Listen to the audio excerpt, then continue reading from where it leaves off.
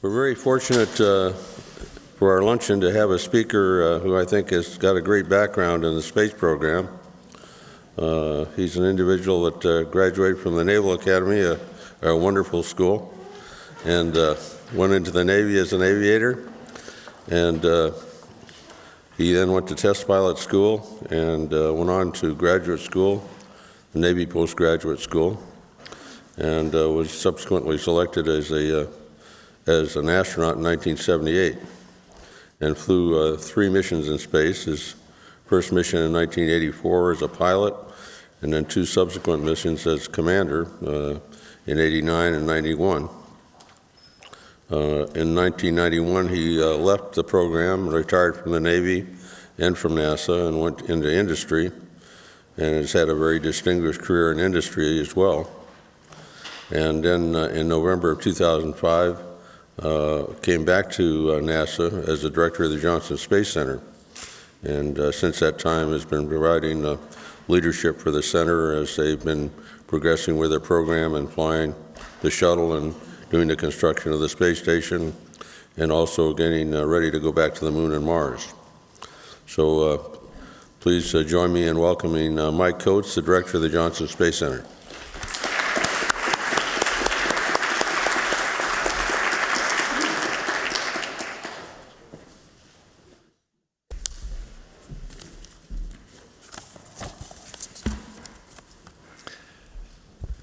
Thank you, George. I hope everybody can hear me here today. It's allergy season in my family, so I'm a little bit hoarse here. George, thanks for the introduction. One of the things I learned early on with George Abbey is you never play naval history trivia with George. I thought I was pretty good at it as a history major and a math major at the academy until I started playing trivia with George, and I met my match there. Now, you have to be a little bit crazy to stand up here and predict the future of anything, especially the future of spaceflight. And if you want to talk about space medicine, that's even more difficult, talking about the future. Jeff Davis, Dr. Davis, reminded me of a quote from Wilbur Wright, who said, "In 1901, I said to my brother Orville that man would not fly for 50 years. Ever since, I have distrusted myself and avoided all predictions." So taking that to heart, I will simply give you my personal observations and humble opinions about where we are today and my best guess at where we're going in the space business tomorrow. When Bobby asked me to talk about the future of space flight, I said, I can't win this one. But if I come close, I'll be impressed. I'd like to be around to find out. Now, I could easily be just as wrong as Wilbur Wright was 107 years ago, but he couldn't have dreamed, and nobody back then could have dreamed, about the rapid progress we would make in aviation. And we're just now beginning to realize our dreams in space exploration. I'll remind you that it was only 101 years from the first flight of Wilbur and Orville Wright on December 17th, 1903, to the first flight of Spaceship One on October 4th, 2004, which of course won the Ansari X Prize and initiated commercial spaceflight. In the 1920s, the barnstorming pilots gave rides to passengers for $1. Today, Virgin Galactic is signing up passengers for suborbital flights for a ticket price of $200,000. They have 100 and some people signed up already. And remember, the first medical standards for military pilots were formulated in 1916 and for commercial pilots in 1926 under the guidance of Dr. Lewis Bauer, who was also one of the founders of the Aerospace Medical Association in 1929. The FAA published a final rule for human spaceflight requirements for crew and spaceflight participants in December of 2006, which established medical clearance requirements for pilots of commercial space vehicles. So in slightly over 100 years, we have progressed from the Wright Flyer to Spaceship Two And in medicine, we studied the human response to flight in different flight environments. As we explore more challenging flight environments well beyond the Earth, we'll have to continue to develop and refine the space medicine standards as well. Now, the future of spaceflight is relatively predictable for the next few years. We will increase the crew size on the space station to a crew of 6, allowing us to do serious research for which the International Space Station was intended. We will finish final assembly of the International Space Station, and we will retire the Space Shuttle in 2 years. But beyond that, the future is much less certain. I want to emphasize that we will progress on a pay-as-you-go basis as budgets permit. So setting a timetable for exploring beyond low Earth orbit is difficult, if not impossible. The Orion spacecraft is now scheduled to be operational in 2015, and the Constellation program is planning on a return to the moon by 2020 with a 4-person lunar lander that we've named Altair. Going on to Mars and beyond is several decades away, but the human race will use the International Space Station and the moon to learn to be self-sufficient away from Earth for the very first time, and to explore planetary bodies efficiently and safely. Those dates can and probably will move either direction, depending on the global budgets and the political support. However, I believe there are 2 realities regarding spaceflight that you can count on, because their time is here now. One is commercialization of low Earth orbit, and the other is international cooperation. Historically, governments have had to foot the bill for exploration until the commercial market was apparent and the commercial industry was ready to take over. We are at that point now, or very close to it, with the commercial low Earth orbit programs. NASA is ready to get out of the business of taking cargo to low Earth orbit and ready to focus instead on exploring the solar system. Now, the International Space Station is an amazing and precedent-setting example of international cooperation in space, with over 20 countries participating in the most ambitious engineering achievement in history. Multinational crews fly to the International Space Station on the American shuttle or the Russian Soyuz, and cargo is delivered by the American shuttle, by the Russian Progress vehicles, by the European ATV, and next year by the Japanese HTV. The year after that, we plan to have commercial vehicles delivering cargo to the International Space Station when the shuttle retires. NASA is investing $500 million in stimulating those commercial services, and several companies are almost ready to provide that service. The international working relationships we have developed to build and operate the International Space Station will in fact be the foundation of international cooperation in the future as we begin to go beyond low Earth orbit and explore the solar system together. I hope and expect that new international partners, such as India and China, will help us pool our global resources and talents to get mankind off planet Earth and begin to explore the universe. Space medicine today is likewise practiced in a collaborative setting through multilateral operations review committees, medical certification boards, and policy boards. We have weekly telecons to review the health of the multinational crew on the International Space Station, as well as the onboard environment.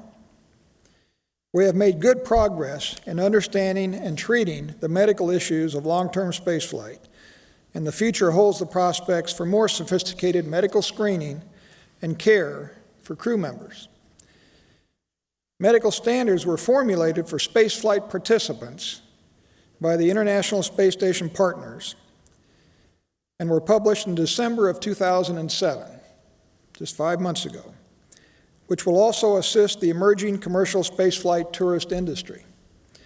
Future development may lead to more spaceflight-specific medical standards and perhaps an evolution in the training of FAA aviation medical examiners.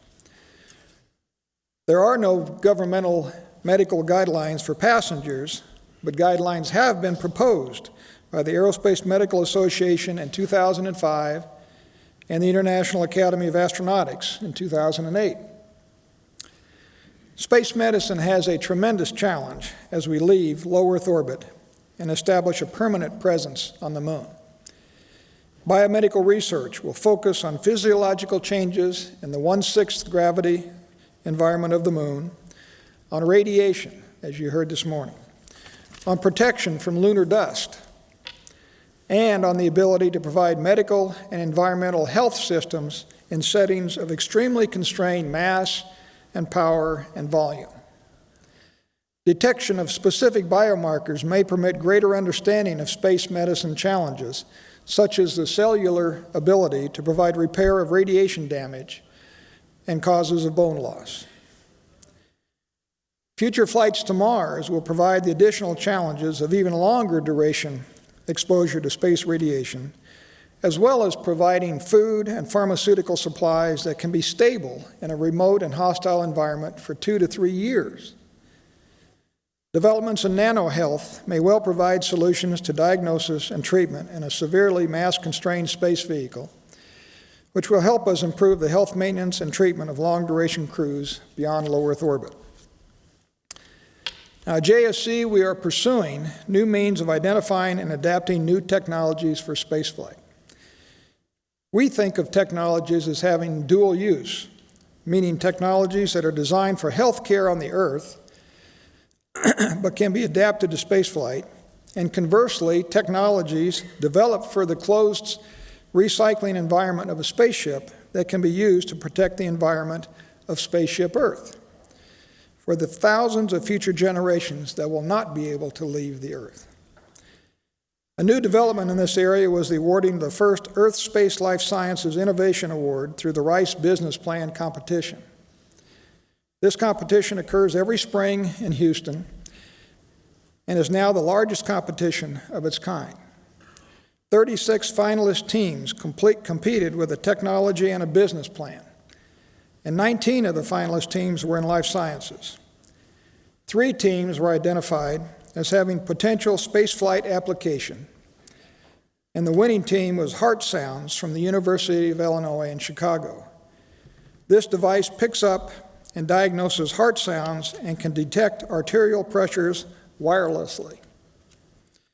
We hope to stimulate the development of innovative technologies that are adapted from commercial health development to spaceflight in the future.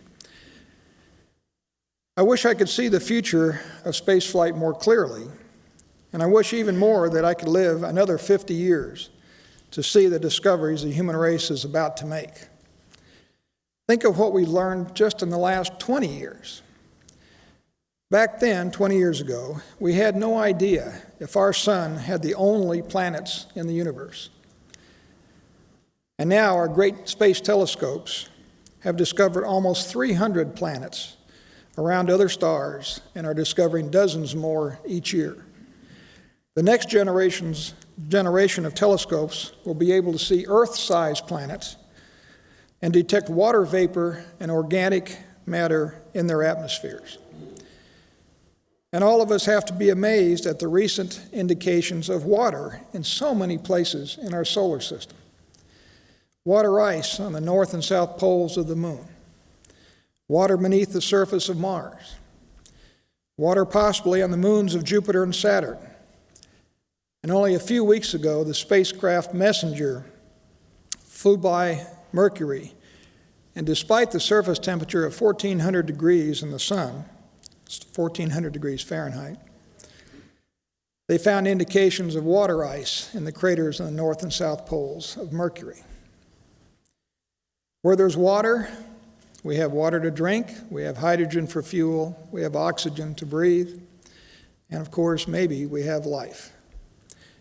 Wouldn't it be something if we found evidence of life of any type someplace else in the solar system? Statistically, it would have to be all over the universe. What I wouldn't give to see another 50 years of discoveries. But I am grateful to have been part of the first 50 years of humanity taking the first baby steps to leave our planet. And I am grateful that my grandchildren will see the things that we can't begin to imagine today. I'd like to leave you with a quote from Stephen Hawking. Dr. Hawking said, "I don't think the human race will survive the next 1,000 years unless we spread into space. There are too many accidents that can befall life on a single planet. But I'm an optimist. We will reach out to the stars." I would suggest that Dr. Hawking can see the future so much better than any of us. So thank you for your time today. I'd like to open up to questions if anybody has questions.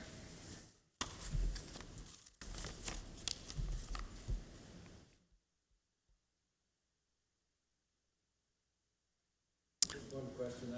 Bobby?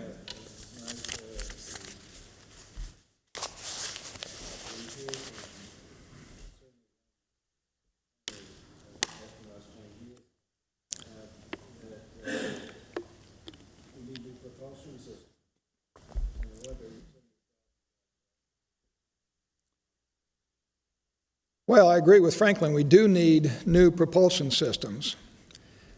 We've got to figure out a way to get around the solar system faster than what we do now. We've got to come up with propulsion systems, whether it's ion drive or whatever, that can accelerate us.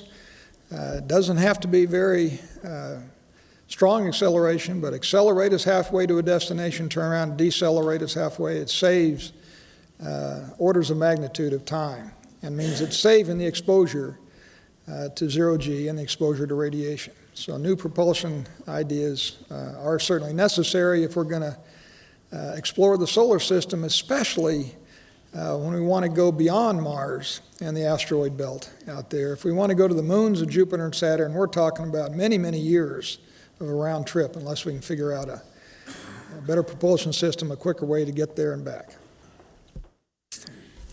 Walt?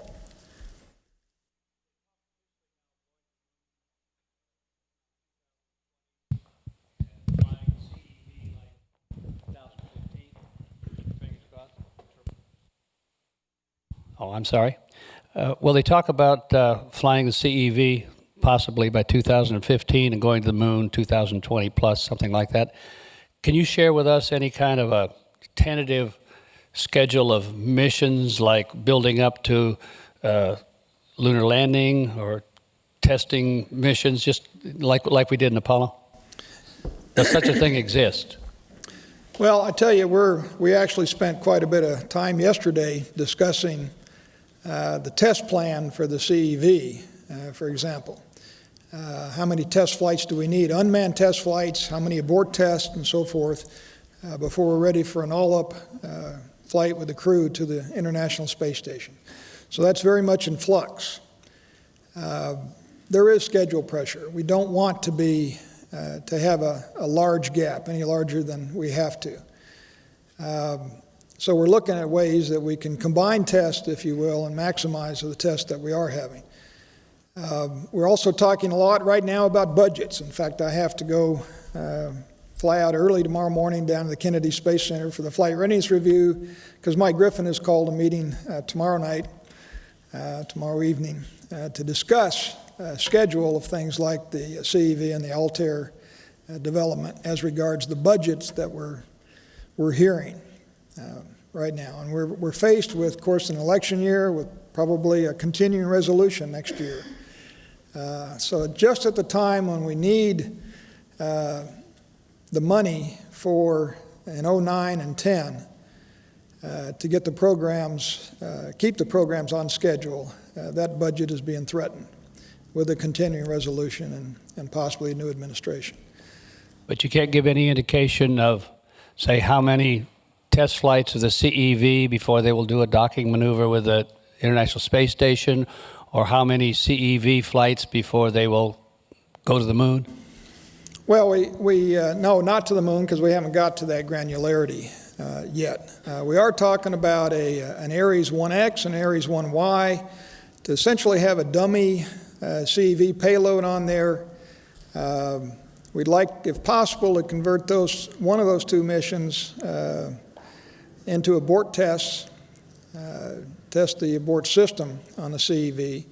We had planned on an all-up flight, autonomous flight to the space station with no crew, before we had an all-up flight with the crew up there.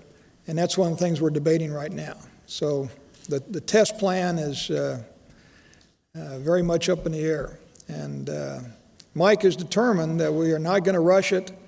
As much as we would like to close the gap between shuttle and CEV, he doesn't want to jeopardize the vehicle, the life cycle cost of the vehicle.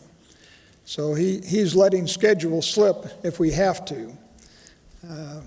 There are some of us that would like to close the schedule, if you will. So there's a difference of philosophy. Do we build a relatively, comparatively simple vehicle that just goes to the International Space Station and get it sooner? Build a Block 2 vehicle that's much more complicated that would go to the moon? And that's one of the things we're going to discuss tomorrow night again. Other questions? Yes, sir.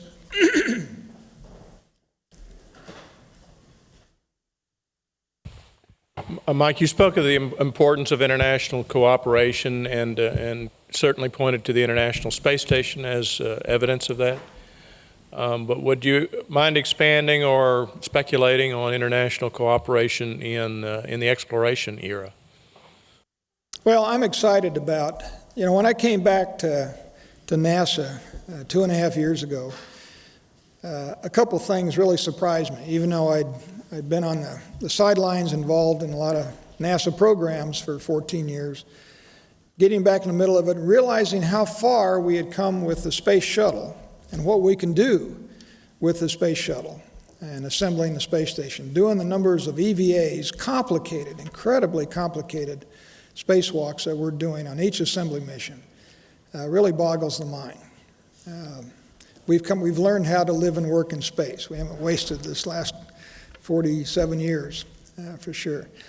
Watching the cooperation between all the international partners on the space station has also been exciting for me. Having the opportunity to go over and watch a launch, watch a landing, spend some time at Star City, at SOUP and their control center and so forth. It's fun to work with the international partners because they think about things a little bit differently. And getting a fresh view of space operations and how they approach it is good for everybody, getting all the different viewpoints and aspects. They approach problems a little bit differently. We can learn a lot from them. They've learned a lot from us as well. And that's true of all the international partners. So now we've got 4 control centers in Moscow, here in Europe, and in Japan, all controlling the International Space Station and the laboratories up there. Learning to communicate with each other just on the ground has been a real learning experience. But it's the negotiations, the bartering, and so forth going on that I think is setting the precedents now that we're going to use in the exploration program. And I expect the exploration program to be international in nature.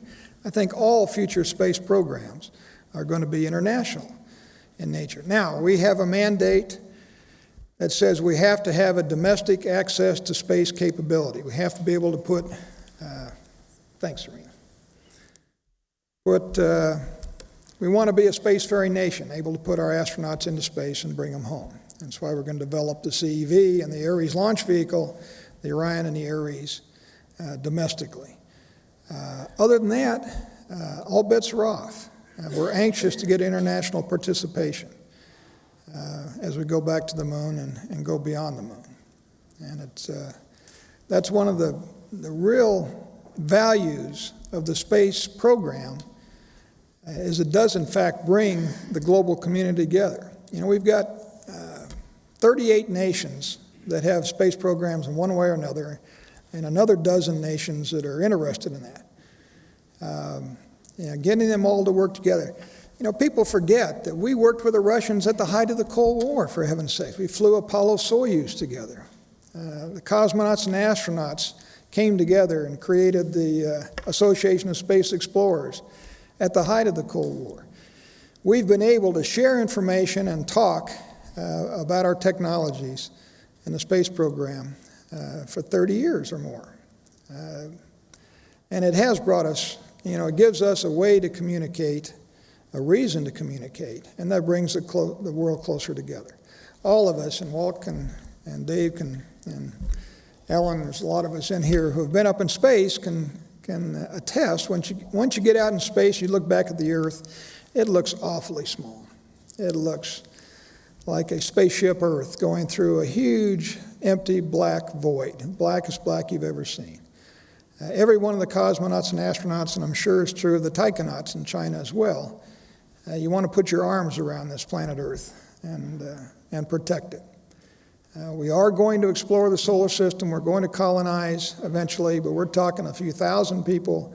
There are billions and billions of people that will be on this planet Earth for a long time. We ought to learn how to work together, and space is one way to do that, which makes it a really fun place to work.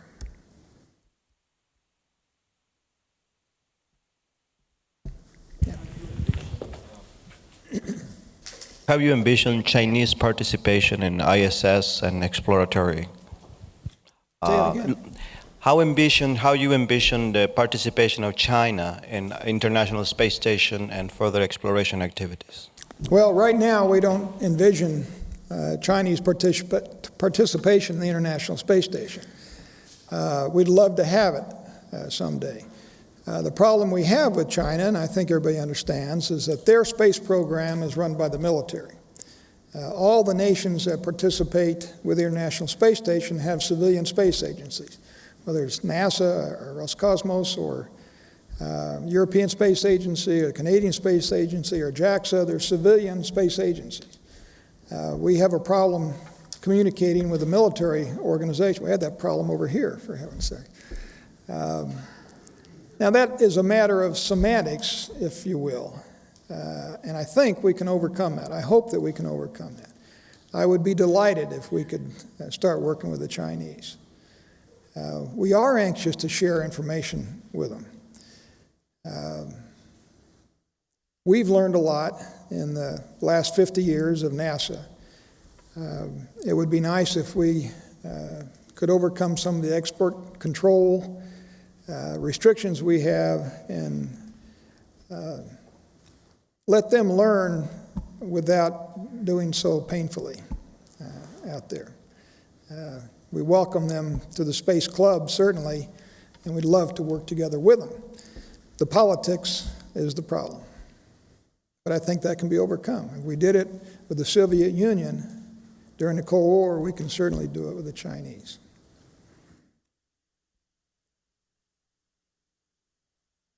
Well, thank you. I hope I didn't put you to sleep after lunch here today. Thank you very much for having me.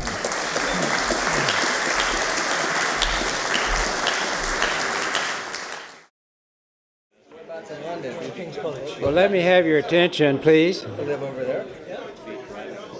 We would like to get the afternoon session underway. There are some announcements that I would like to make. And bring to your attention.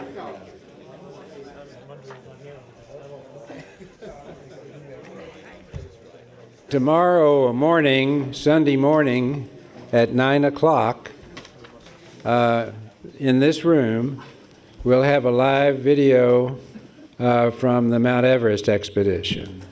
So it's 9 o'clock in the morning in this room. So I hope that all of you will put that on your calendar and make it at that time.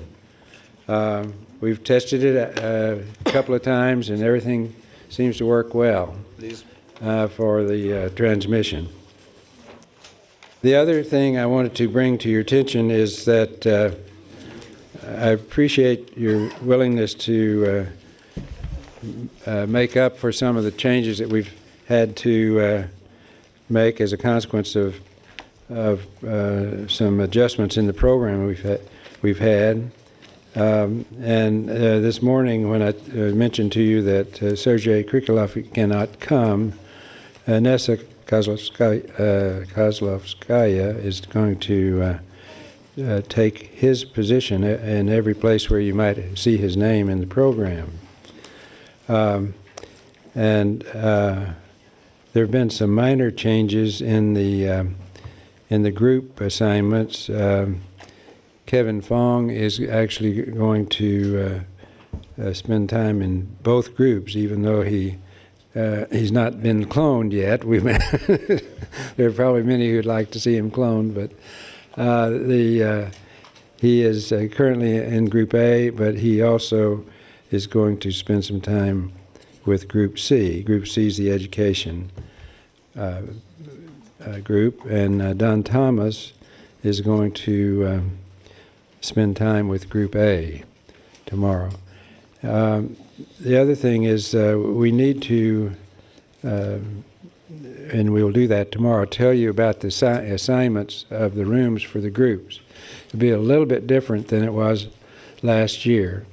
One group is going, the largest of the groups will meet in this room, and then the other groups will meet in 3 of the rooms that we met in and used last year. One is different, and it's on the 3rd floor, I believe. So there'll be 2 in rooms we used last year, 1 on the 3rd floor, and then 1 group in this room, and we'll make those assignments then tomorrow. But I just wanted to alert you to that. The reason for using this room is one group is larger and probably would be too tight to fit into to any of those other rooms well. I believe that's all the changes and announcements I had to make. There is one thing that's important.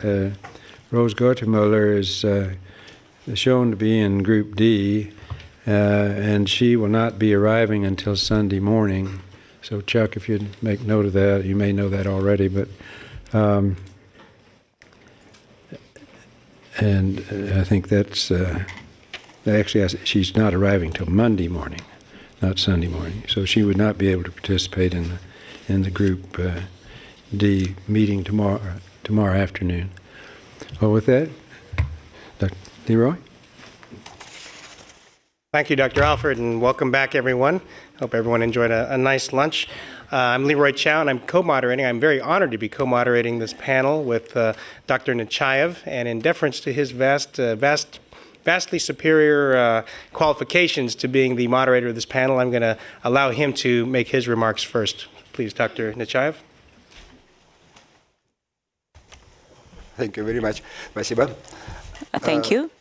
Наверное, нет особой необходимости I don't think we have a need today to prove the role of a human as a key element in implementation of a space exploration program and space programs in general. The manned space programs demonstrate very clearly today that only by participation of a human, by timely intervention in controls and commands, and also being part of the research experiments, only with their participation we have been successful in carrying out a space mission. I will illustrate with a couple of examples. If we look at the first decade of manned space exploration, such as when we switched to a manual control of a Voskhod system with Pavel Belayev on the Russian side, only by his intervention and using manual controls, he was able to land successfully. That's one example. Or if you recall Neil Armstrong, who during the manned space mission to the lunar service, he made a decision and he changed the settings in the vehicle because the automated mode was faulty at the time, which would lead to some hazards while landing, but he intervened, and that's why it was successful. That is why the reason that we have this topic, human performance, within this highly acclaimed summit, I think it's very important. It's critical to continue discussing these issues and to look at some milestones or further developments and the main points of discussion today. I think this interest and focus that we have demonstrates once again that human performance, human activities will define and determine the level of success for future flights and future space exploration, for lunar programs, as well as flights to Mars and beyond. And I'm a rational optimist, if you like, and I base my experience and my forecast on Russian experience, on US experience, other countries as well, and I believe and I'm sure that in the second half of this century, we will witness flights of a human to Mars. Naturally, further space exploration to other planets will have a number of challenges. A myriad of issues will be faced by cosmonauts and astronauts, and therefore this profession will remain as an extremely hazardous profession.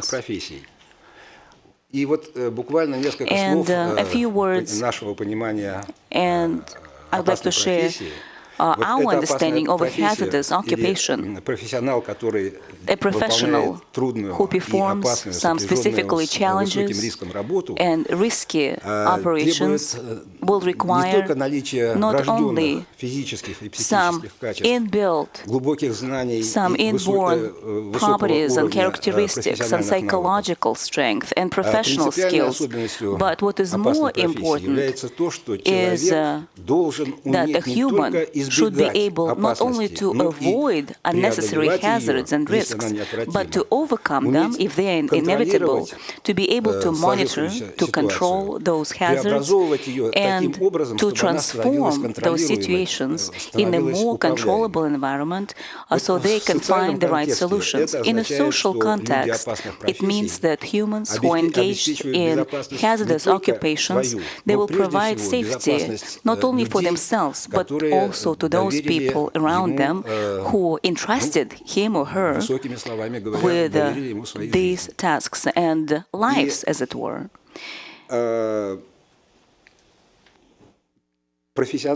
And a true professional, in a wide interpretation of that word, should not be afraid to take risks, justified risks, and to make decisions when he is responsible not only for his life, but for lives of others. A training of a true professional in the hazardous environment should be based on some moral character as well as some skills of how to interact in difficult situations. Should be personal courage, should be very high organizational skills. And with these introductions, I'd like to state and to draw your attention to the fact that this is high time right now to look deeper into the development of psychology, of the psychology of hazardous occupations. It is very important to develop such skills as being ready constantly to act in some unplanned situations, in some unaccounted situations, also to have the personal courage and desire to work and also to substitute the principle what I want to what I need to do. And that is important. And in order to develop this particular field and to implement it in practical life, I would like to address to the international community, international cooperation of different researchers and scientists of all the countries to unite our efforts and to develop the methodology and the procedures as well as methods and other approaches in order to form a professional in the broader sense of the word. We need to develop methods and ways of testing for the level of quality of our projections and physiological conditions as well as psychological conditions and reserves in order to ensure timely countermeasures and interventions to correct the situation. Speaking about prevention, about countermeasures, in conclusion of my presentation, I would mention just one thing, which is psychological support. Psychological support is the psychological countermeasure, and the system of psychological support that we have developed to this day and we are now implementing comprises two components. First is the ground support in terms of psychological help and the onboard psychological support. What we have on the ground is various meetings and conferences with the family and friends, with people of note and interest, uploading news to the station. And what we have on board is what is already delivered as various recreational capabilities in order to optimize the psychological state of the crew of astronauts and cosmonauts. So, why I'm underscoring this is as follows. During the flights to the moon and during the lunar expeditions working on the lunar surface and even more so during the flights to more remote planets such as Mars, the ratio between those two components will shift significantly towards the onboard psychological support means, and that would help in terms of psychological stability of cosmonauts and astronauts. I believe that this is one more area where international participation and cooperation of the international scientific community could be broadly used and would be highly applicable. And I also am convinced that it would show very useful and practical solutions for the people, for the humanity, to gradually, step-by-step transition from orbital flight to interplanetary flight. Thank you very much. Thank you, Dr. Nechayev. We have time for one or two quick questions for Dr. Nechayev. Anyone from the audience? Yes, Walt? And do we have microphones for questions? Thank you. Right here. It sounded a bit, Dr. Nechayev, that you were seeing the flight crew being, quote, handled by the psychologists, whether onboard psychologists or psychologists on the ground. Should not thought be given to the best predictor of performance under those circumstances is past performance under similar circumstances, and relying a lot more on the experience of the onboard people? That's a very good question, and of course, the crew needs to be trained and prepared to use the things that are available for them on board. But in order for us to be prepared as to what kind of means they need to have on board with them, it requires a significant amount of research. We've noted during spaceflight, during orbital spaceflight, that in a certain way, the interests of the crew change. Say, prior to the flight, astronaut or cosmonaut would say, I prefer certain things, this, and that. And then during the flight, his interests change. And what he selected on the ground as means of psychological support and recreation for himself on board may be altered. And during the orbital flight, low Earth orbit flight, we can send up a cargo vehicle, shuttle, Soyuz Progress with whatever he requires. But if you're flying to Mars, or if you're working on a lunar base, then it becomes more problematic. Okay. Another quick question? Okay, well, at this point, let me make just a few remarks. What I'd like to do is talk about the panel and then just introduce every member very briefly, and then go back around and have each member make some more detailed remarks, introduction of him or herself, and what kind of research they're involved in currently. Well, you know me by now. In fact, you'll be sick of me by the end of this conference, I think. You're going to see me a few times.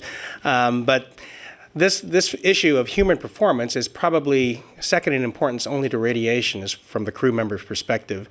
And as someone who's flown shuttle missions and a long-duration space station mission, I got a little bit of a taste of how important of how important human performance is, and how you've got to prepare, as Dr. Nechayev said, prepare yourself, be trained, and keep those factors in mind, and have countermeasures to deal with them, on all the different fronts of human performance. A lot of interesting examples from history that we can study, but really we've got a really diverse panel here, and I'd just like to go through and talk very briefly. We have Dr. Charles Sleisler here. He's the Baldino Professor of Sleep Medicine at Harvard Medical School. He's also a senior physician in the Division of Sleep Medicine, Department of Business Medicine in Brigham and Women's Hospital, and also affiliated faculty Department of Neurobiology at Harvard Medical School. So I'll give you one guess on what his research area involves. He's also the team leader for the NSBRI Human Performance Factors Sleep and Chronobiology team. Next to him, Mike Gernhardt, good buddy of mine. Mike is a shuttle astronaut, has flown 4 space missions, performed 4 EVAs. Before that, Mike started his career as a professional diver in the North Sea, also kind of an extravehicular activity. And he's also a founder of Oceaneering Space Systems. Next to him, we have Professor Stephen Harridge. Professor Harridge is from King's College in London, and his research interests integrates molecular, cellular, and in vivo approaches to human muscle function and plasticity, and he has a particular interest in aging muscle. Next to Stephen is Dr. Inessa Kozlovskaya from the IBMP, and of course Dr. Kozlovskaya is very well known to all of us, a veteran space medicine researcher in many different areas, and of course needs really everybody knows her, so that's all I'll say about her for now. Next to Dr. Kozlovskaya is Dr. Walt Sipes. He's the Chief of Operations Psychology at the Johnson Space Center here at NASA. And then we have Director Mike Coates, a 3-time shuttle veteran, Director of JSC right now, NASA JSC, and we just, of course, heard his excellent remarks today at lunch. Next to Mike is a late add. We've had David Williams added to our panel, and everybody knows Dave as well. Dave is a Canadian Space Agency astronaut, and very recently separated from that, but he's still very much involved in space activities, and we're very happy to have him with us today. One of my crewmates was also a late add to this panel, Dr. Chiaki Mukai. Chiaki and I flew together with Don Thomas on STS-65, and we're happy that she's participating. Dr. Chiaki is a cardiologist, actually, and also flew on a shuttle mission with Senator John Glenn, so she got to be his personal physician of sorts. Next to Chiaki is Judy Hayes. I've also known Judy for many years. Judy is make sure I get this correct, she's the Deputy Chief of the Human Adaptation and Countermeasures Division at the Johnson Space Center. So she's had a lot of experience in this area. And next to Judy is John Clark, good friend of mine also. We work together on the NSBRI user panel. John, of course, I mean, he's got a resume that's too long to read everything here, but he's an MD, MPH, and served for many years in the U.S. Navy as a flight surgeon, jumped out of airplanes and did all kinds of stuff, and he was my flight surgeon on STS-92. So with that introduction, I'd like to cycle back around to Dr. Seisler, if I could ask you to please just make a few remarks, introduce yourself, and talk about your research.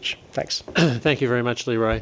It's a pleasure to be here today, and as Dr. Nechayev elegantly reviewed, space exploration depends really on human performance and the ability to sustain vigilance and maintain safety and health of the crew and accomplish the goals of the mission. Extraordinary human performance by astronauts and cosmonauts and by ground-based personnel that support those astronauts and cosmonauts is responsible for the remarkable achievements in space exploration over the past half-century. On the other hand, human error is responsible for the vast majority of accidents in the aviation and space environment. Therefore, the challenge to all of us becomes, how can we best optimize human performance during space exploration? It is obvious to all of us and generally agreed that human performance depends on satisfying our fundamental biological needs of the crew members in the space environment. They have to be able to breathe there. They have to have adequate nutrition, food, water, and essential nutrients. They have to be in a thermoneutral zone so that they have the appropriate ambient temperature and clothing. They have to have the space to move around. They have to have enough exercise and dispose of their waste. But what is less obvious critical need is the need for sleep. That sleep has to have an adequate duration in terms of the amount of time that's scheduled for it at an appropriate biological time. What I'm going to talk about in these remarks is the importance of sleep for the performance and health of crew members, how sleep is affected in the space environment and during space exploration, what causes sleep loss in the space environment, and what can be done to enhance sleep.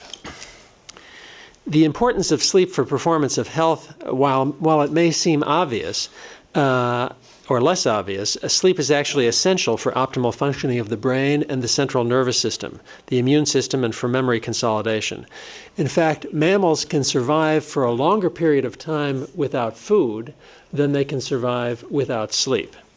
Just as chronic lack of exercise can degrade our fitness and reduce our stamina, chronic lack of sleep by as little as 2 to 3 hours per night degrades our ability to sustain performance, increases the risk of attentional failures, errors and accidents, increases mood lability, irritability, even hostility, and impairs the handling of glucose, increases insulin resistance, and reduces the response of the immune system.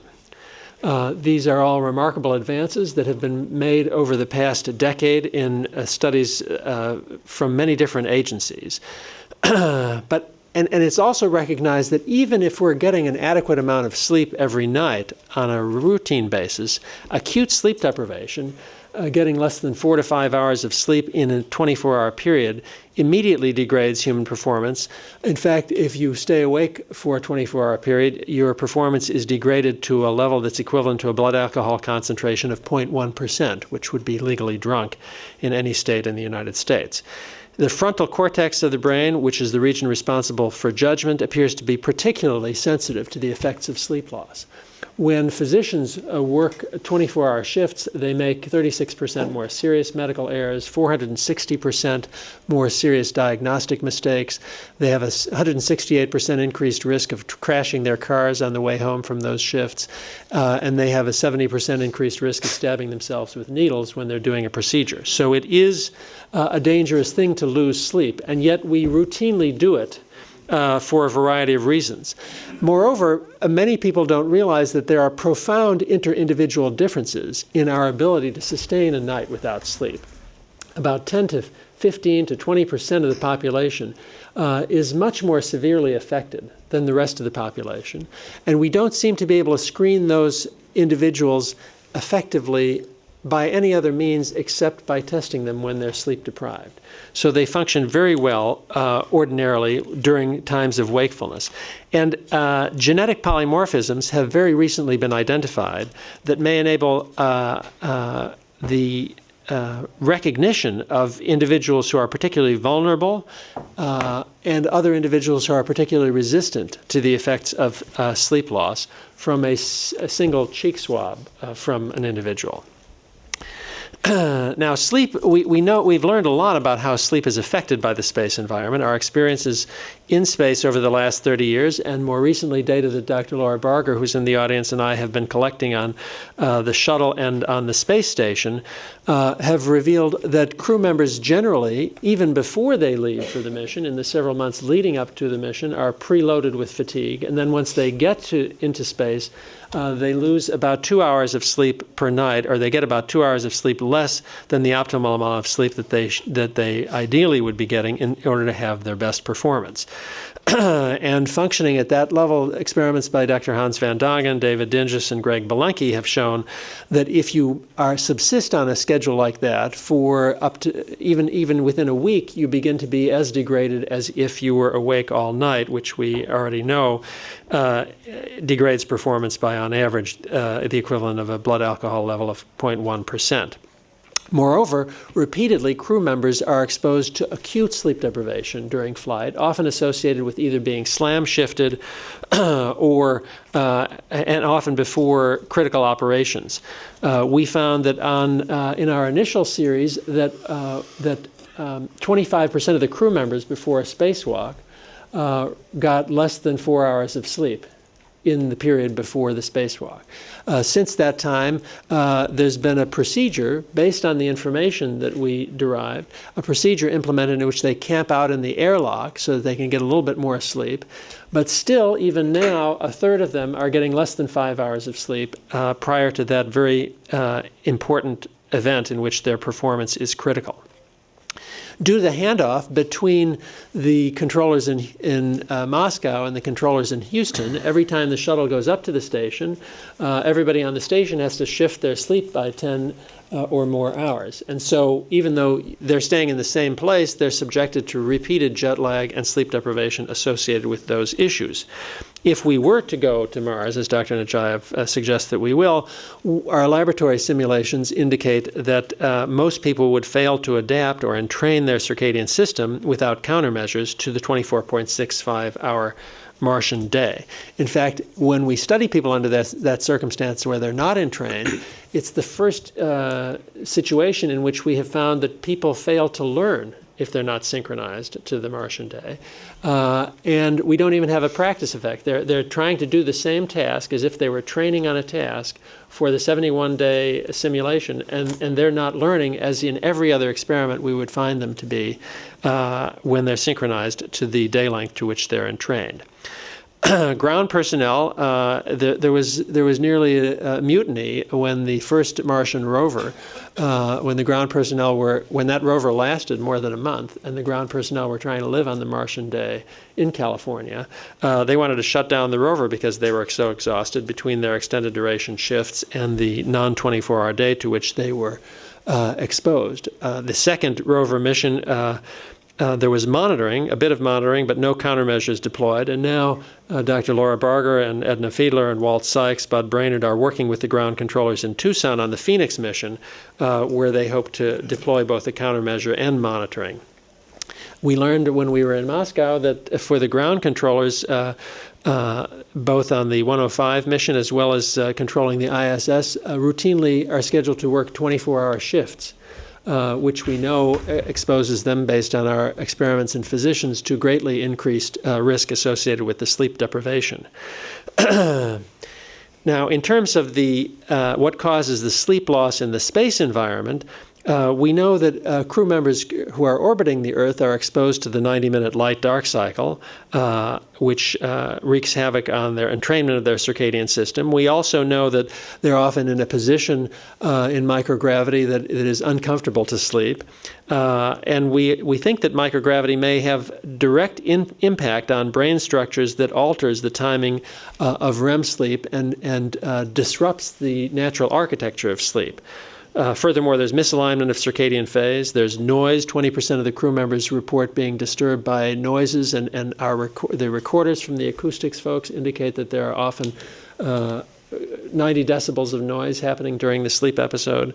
20% of the time they complain that it's not the appropriate temperature and that's what's woken them up. They have sleep shifting, non-24-hour days. And also, sleep is really not seen, even by the crew members, as the priority that it needs to be. One of the most effective countermeasures that we had to increase sleep was to actually record it in space. And when we did the sleep recordings and have them hooked up to all the apparatus, they actually got about 40 minutes more of sleep per night because that was their job on those 4 of the 16 nights. We were recording them on all 16 nights with another measure, so we could tell the nights that they were scheduled to participate in the experiment, they slept much more. What can be done about it? I think that there's a need for international policy development, perhaps more than in any other area, because right now there is no internationally agreed policy document that addresses this fundamental human need. One of the problems is that everyone sleeps, so everyone is an expert on sleep. And therefore, anecdote and personal experience of the decision makers, rather than the science that has been done over the past 30 years, has dominated translation of research results into policy. We also need to integrate into the operational environment technologies that are available to monitor sleep, wakefulness, light exposure, noise, and ambient temperature during sleep, as well as the neurobehavioral performance of the astronauts and cosmonauts and ground controllers, with onboard feedback for the astronauts, as well as the information coming to the personnel who are the flight surgeons who are monitoring the flights. We need to develop mathematical modeling simulation tools that can accurately predict performance of individuals, not just on a group basis.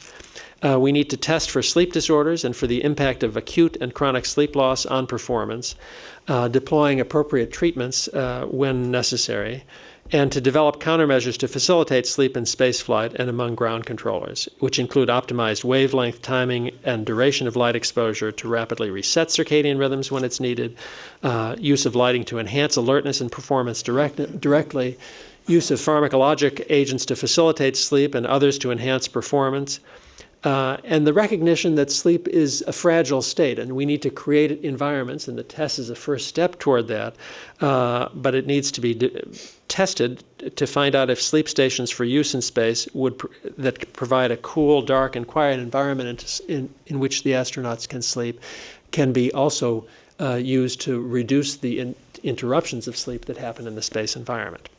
And finally, research is needed to understand what is happening to the neurobiology underlying the degradation of sleep quality by microgravity. Thank you very much for your attention. Thank you, Dr. Seisler. And I can tell you the TESS is a wonderful place to sleep. It actually cuts out a lot of the light and a lot of the noise, and it actually allowed me to sleep without earplugs. Questions? 1 or 2 quick questions for Dr. Seisler?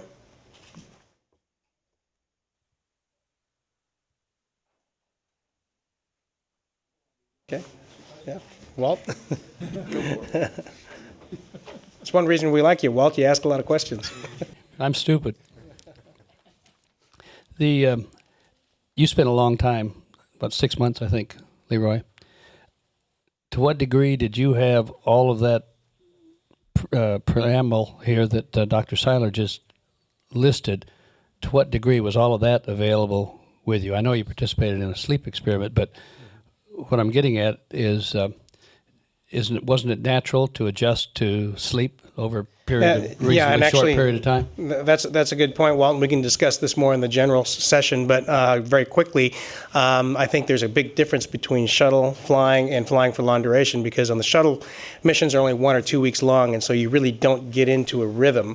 I found that on many levels, not just sleep, but after 3 or 4 weeks, that things kind of evened out and we got into much better routine. But the acute things that Dr. Seisler talked about, slam shifting before an important event like a progress rendezvous and docking, high stress, high workload environments before an EVA, that's all true. You'd end up getting much less sleep than you'd like just before those critical events. So. Yes. Fortunately, we did perform adequately. Didn't make any major mistakes, I don't think. Thanks. Okay, let's see. Moving on to Dr. Gernhardt. Mike, would you please introduce yourself and make a few comments? Okay, thanks, Leroy. Yeah, I'm Mike Gernhardt, and I actually wear 3 hats at the Johnson Space Center. With my first hat, I'm the lead from the astronaut office for the Exploration EVA system, so I'm involved in all aspects of the new suit and all the test programs we put together. With another complementary hat, I'm the lead in life sciences for the EVA Physiology Systems and Performance Project, where we're basically done with all the biomedical aspects of EVA. And some of the work we're doing there that's kind of interesting.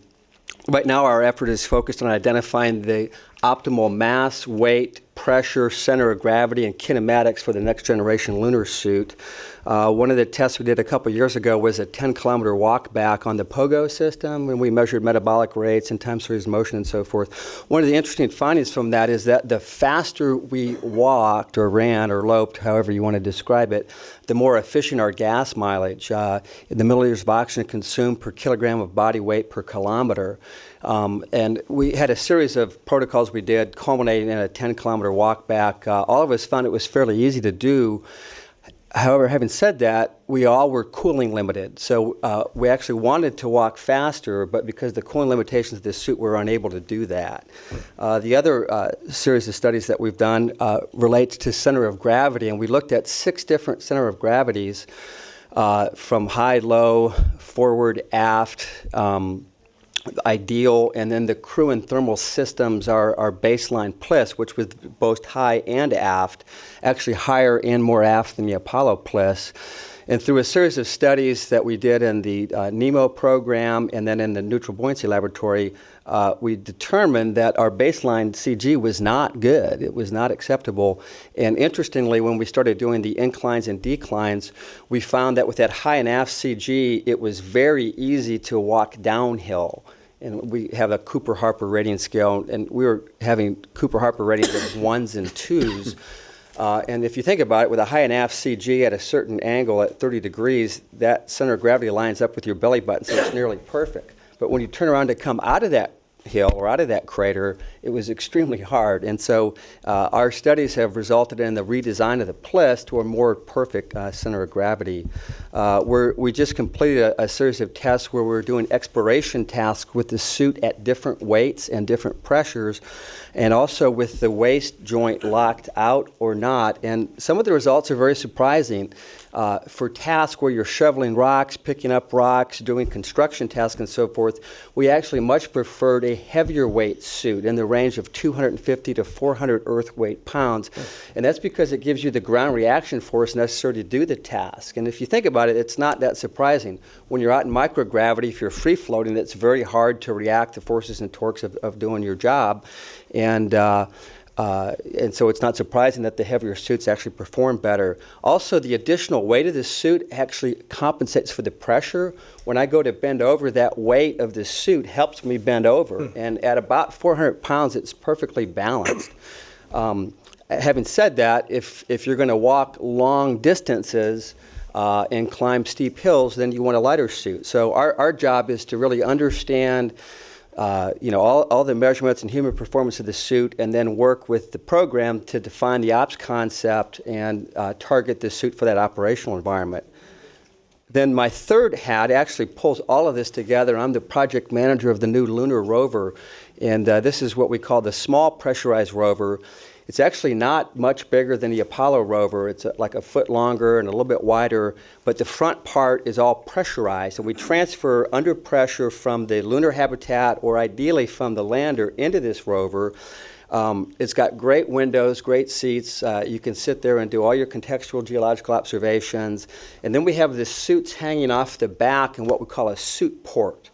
And there's a rear entry suit, much like the Russian suits, and we actually open 2 hatches, step into the suits, close the suit hatch, and then close another hatch over that, so we only have to depress that small vestibule between those 2 hatches. So we can depress in 2 to 5 minutes versus a conventional airlock or suit like we have on space station, where you have to use a vacuum pump to reclaim that gas, and it takes 45 minutes, and you end up dumping 2 psi at the end. A couple other features that tie into some of the other aspects of this panel. Radiation protection is a huge deal, and we actually have this rover designed with an ice jacket. and that ice and water absorb solar protons. It's actually about 3 inches thick, and then we use that as a fusible heat sink for cooling the rover. And so we have our avionics mounted to it, and then we have cabin fans that take your heat and humidity, run it through the ice jacket, through a condensing heat exchanger. Our plan at this point is to land on the poles, and so there's a radiative surface on top of the rover that's pointing at deep space. So at peak workloads and metabolic rates, the ice melts, but then when we get in the shadows, it freezes again. And so, we're basically using the water as a fusible heat sink to cool us and to protect us against SPEs. One of the key features of this rover is that it's quick to get in and out, and we're targeting 10-minute times to get into the suit. The life support, or the portable life support system of this suit, is actually a key part of the life support of the CO2 removal and the pressure makeup in the rover. So the suit is already powered up and checked out, so it's just a matter of getting in and out. Another couple things I would say about it is this rover is really designed to optimize human performance. And it's power limited, and at this point there are no robot manipulators on it. And I've done a lot of work subsea and in space, and robots are great for certain things, but you could spend more than 10 minutes powering up the manipulator and pawing at a rock versus just getting in your suit and going out there and picking it up. And so the whole emphasis is on taking the capabilities that the human has, the dexterity, the judgment, the mobility, the human hand, and really optimizing that. The other thing, talked about sleep, I would answer your question. I've slept with sleep stations and without, and they're much better with sleep stations. I've also done commercial saturation diving where you didn't have the privacy curtains, and if you're working hard enough, you go to sleep, and that's fine. But one of the things that I'm really striving for in this rover is almost a luxurious experience. And so we've got the seats fold down. You end up with like an 82-inch long bunk that's 26 inches wide. We've got soundproofed privacy curtains that fall out of the ceiling. And the idea is to create your own stateroom. It's actually not very big, and so you need that time alone. You need it quiet. You need it to be able to sleep well. So we're actually building this thing, and we're going to take it out in the field and evaluate it in October. And it sort of pulls together, all the human performance aspects of the suit and hardware. And my vision for the lunar program is a EVA system that's a real pleasure to work with, rather than what we have now, which is an honor to have the opportunity to do an EVA, but it's a major compensation just to get out the door. So I think I'll close with that. Great. Thank you, Mike. Is there a question for Mike right now? So I've got one, Mike. I'm sure you guys studied the old Apollo suit as kind of your baseline suit. How did that compare in mobility and other areas to what you're working on now? Yeah, the Apollo suit was a great suit for what it did, but it's basically probably about the worst combination of things. It's got a high and aft CG. It's pretty light, and it didn't have good mobility. It actually did not have a waist thigh joint, and so it was very difficult to bend over.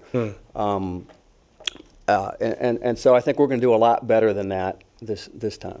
Wow. I mean, if you're going to be able to make EVA luxurious, maybe I'll sign back up. Yeah.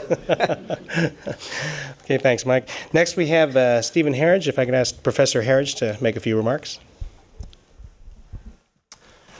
Thanks very much, Leroy, and good afternoon, everyone. It's a great honour to be here. Somewhat of a surprise to get this invite from Leroy just before I flew out. I'm a bit of an imposter because I'm probably the only person on the panel who's actually had nothing to do with any of the space flights ever. As he said in his introduction, I'm actually a muscle biologist. I'm a human muscle biologist. I'm interested in how muscle contracts, how muscles adapt. And I try and convince the medical students at King's College that muscle actually is by far the most interesting tissue in the body, and they should all go on to be muscle physiologists rather than doctors. Haven't convinced them entirely of that. But what is muscle? Well, muscle is a biological machine. It converts chemical energy into mechanical work and heat. And I would say that in the greater NASA program, given all of the amazing machinery involved in it, actually muscle is unique. And it's unique because it's the only piece of machinery that tastes good to eat. That's a quote from one of the Nobel Prize-winning muscle physiologists from 50 years ago, but it's true. Every time we enjoy our roast beef sandwiches, as we did today, we're eating contractile proteins, molecular motors. And that's what's involved in everyday activities, particularly up in space flight. So as physiologists, we're interested in what the output of muscle is, and the basic output of muscle is the force that it can produce. And the force that a muscle can produce is directly proportional to its size. It's specifically to its cross-sectional area, its width, if you like. And this reflects the number of these molecular motors, these cross bridges working in parallel with one another. And this brings us to the first problem, in that muscle, to maintain its integrity, loves mechanical signals. Anyone who's broken their leg or arm and had their limb placed in a plaster cast and it's been disused and mechanical signals have been taken away has seen their muscles shrink in size. Anyone who's seen the muscles of a spinal cord injured individual sees when we don't have neuromuscular input and mechanical signals, what happens to a muscle? It shrinks, it atrophies. One of the biggest problems that the Western world is faced with is the demographic shift in terms of the population getting older. As we get older, we lose muscle mass, a process known as sarcopenia. So there are lots of ground-based issues that relate to muscle size, relate to mechanical signals, and I was delighted to hear Michael Coates' comments regarding the interaction between ground-based and space-based research, because certainly muscle is one of those areas where there are, I think, lots of areas of overlap where we try to understand mechanisms that are involved in the processes of regulating muscle mass. So, of course, the first big problem, if we go up into space, into a microgravity environment, is that we take away those mechanical signals and a muscle atrophies. It's not the only problem. The other problem is that we don't have a nice homogeneous tissue. Muscle is actually quite a heterogeneous tissue. It comprises fast contracting and slow contracting muscle fibers. If we were to take a biopsy from the winner of the Olympic 100 meters, we would find muscles that are dominated by the fast contracting type 2 muscle fibers. The winner of the marathon would no doubt have muscles that are dominated by type 1 muscle fibers. The difference between these two is that type 1 muscle fibers are actually very good in terms of endurance. They have a lot of oxidative capacity, full of mitochondria. Type 2 muscle fibers, however, are the ones that generate the power output. And this is actually one of the big problems with aging muscle, is that we actually lose specifically the size of these type 2 fibers, which compromises the ability of muscles to generate power. So, of course, in terms of the space program, what this loss of muscle has, and a loss of both fast and slow fibers in terms of their size, is an ability to generate power. Power is the product of force, of contraction and speed of movement. And this is vital for any astronaut or cosmonaut when they're looking to escape quickly from a vehicle, arrives on Mars looking to do something functional. If over the duration of that space flight there's been significant loss of muscle function, irrespective of motor control issues about muscle, I'm going to ignore that. I'm just going to assume that we've got a tissue that works as a machine. Then we've got a seriously compromised situation. So what we're trying to understand for a variety of reasons is what regulates muscle mass. Well, we're beginning to get some indication of some of the factors which regulate how big our muscles are. Most of us are in a state of nitrogen balance. Our muscles are continuously synthesizing and degrading proteins, and for a muscle to get bigger, what we need to do is increase that rate of protein synthesis relative to the rate of muscle degradation. And we're beginning to get some idea of the kind of intracellular processes that go on which regulate and stimulate muscle protein synthesis and also stimulate muscle protein breakdown. There are a number of candidate molecules that are of interest. Insulin-like growth factor 1, or IGF-1, is a particularly interesting candidate, is that it seems to be involved in two processes. It stimulates the muscle to grow, but it also impairs the degradation process of muscle. So the work that I've been involved with has been looking at some of these factors which regulate how muscles adapt to getting older and to exercise. Now, I was going to tell you about the dire consequences of long-term space travel, which are the result of disuse of experience in a microgravity environment. But then I had lunch with Leroy and was expecting not to get the answer I did, which was, Leroy, how were your muscles after 6 months in space? He said, well, actually, I was stronger when I came back. I said, well, that's not the answer I was expecting, because I was about to talk for 3 or 4 minutes about the dangers of space flight and disuse atrophy. And of course, what he was doing was undertaking, I think it was up to 2 hours every day of resistance training exercise to maintain some degree of mechanical stimulus to the muscle, and obviously in your case Leroy was very successful and you were able to come back to earth and function very well. But what we can also learn, apart from the mechanical signals of exercise, which are clearly limited in space, is what other factors that we can combine with exercise to enhance muscle mass in space. And here we can actually look to the illicit world of sports performance. What are the athletes taking to improve performance? Well, we know they're taking testosterone analogues. We now know that there's actually hard scientific data, not just anecdotal evidence, but good experimental data to suggest that testosterone certainly does promote hypertrophy in muscle fibers. Growth hormone and IGF-1 is another important axis. Growth hormone is this rather strange drug in the sense that the World Anti-Doping Agency are very concerned about the fact it doesn't have a test to adequately detect it. But actually the data suggest that growth hormone actually doesn't do what it says on the tin, that it doesn't actually stimulate muscle protein synthesis and muscle growth in those with normal growth hormone endocrinology. What we're actually seeing is that it's local factors in muscle, the local production of molecules like IGF-1, which regulate muscle mass rather than the endogenous sources. So in summing up, I would just like to say I was rather struck by the similarity when I looked back at some of the early pictures of the cosmonauts returning from long-term space flight and how they're unable to rise from a chair. And with the work that we're doing at the moment on very elderly individuals, so 90-plus-year-old individuals who are also unable to get out of a chair through the same basic mechanism, in that they both have inadequate muscle mass. So I think clearly we're some way to addressing the issues. If you can survive 6 months in space and come back stronger, then that's certainly something that's very positive.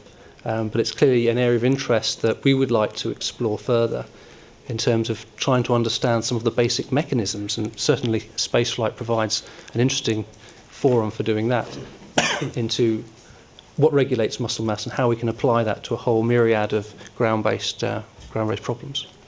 Thank you. Thank you. Thank you, Stephen. Sounds like we need to get those 90-year-olds off their backsides and get them working out 2 hours a day, get them back in shape. Does anyone have a quick question for Dr. Harridge? Yeah, in the back.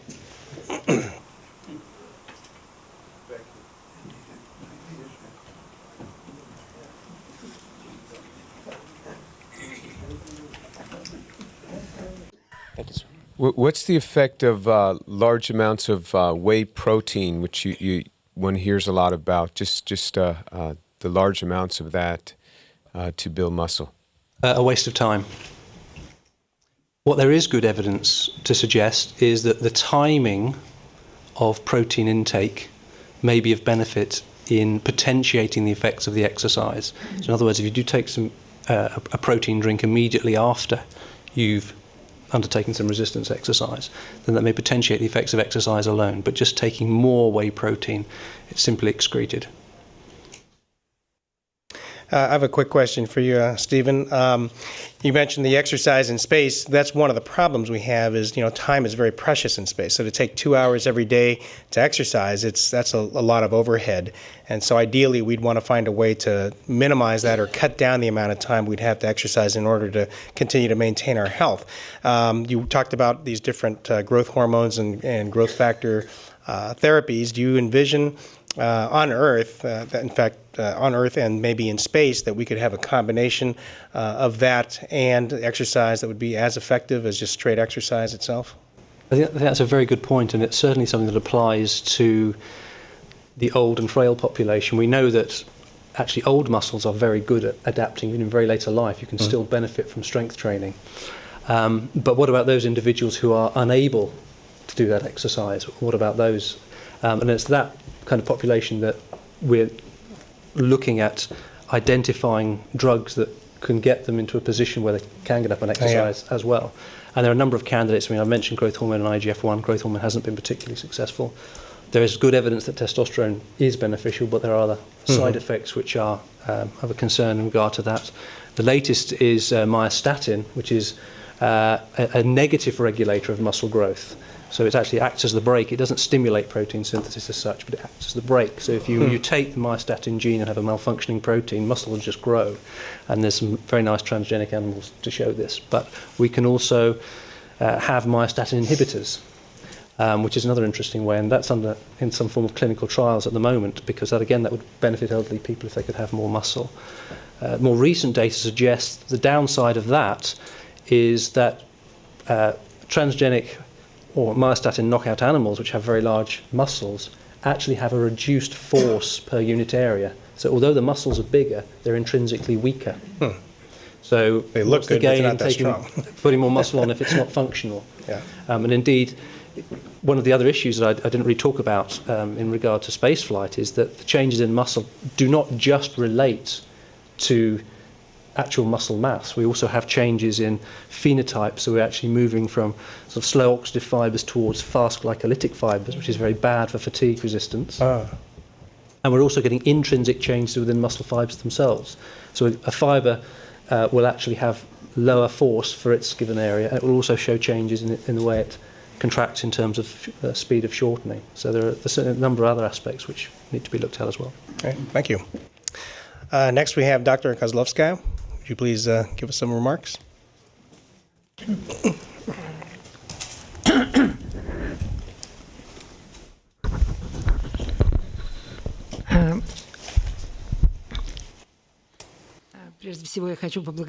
First of all, I would like to thank the organizers for this wonderful summit. This is the second time we were invited here, and they organized this wonderful opportunity for us to exchange our ideas. This is really gratifying to have this opportunity, to have a whole myriad of issues in a very concentrated amount of time in the discussions, to exchange our opinions, to tell each other about the programs that take place in other countries and for the whole space community overall. I'd like to say that in addition, being a veteran of space physiology and research, if you like, I'm also a veteran in the field that is extremely important for space flights, because for the last 30 years I was working on countermeasures in the Institute of Medical and Biological Problems in Moscow, which is the key and leading institute in Russia, which develops and designs various measures and procedures for medical support in space. And naturally, I'm not going to talk about the importance of countermeasures, because it goes without saying, nobody questions that. From the time when two of our cosmonauts, Sevastyanov and Nikolaev, came back from a 17-day flight in such a state that the world space community made a decision then that a stay in a microgravity condition for a human is impossible, based on the results of that particular flight. From that time, everybody who was flying, and there was two countries which were flying, Russia and the US, started working and got very busy with developing the countermeasures for the flight. Both countries developed a set of measures and systems for countermeasures based mostly on physical loading, physical training for crew members, cosmonauts and astronauts, which enabled the crew members to be successful. I must say that all the research and all the programs were extremely successful, and in 3 years from the beginning, both countries had a wonderful system of countermeasures that enabled for a human to fly for 1 year without such dire consequences as in previous flights.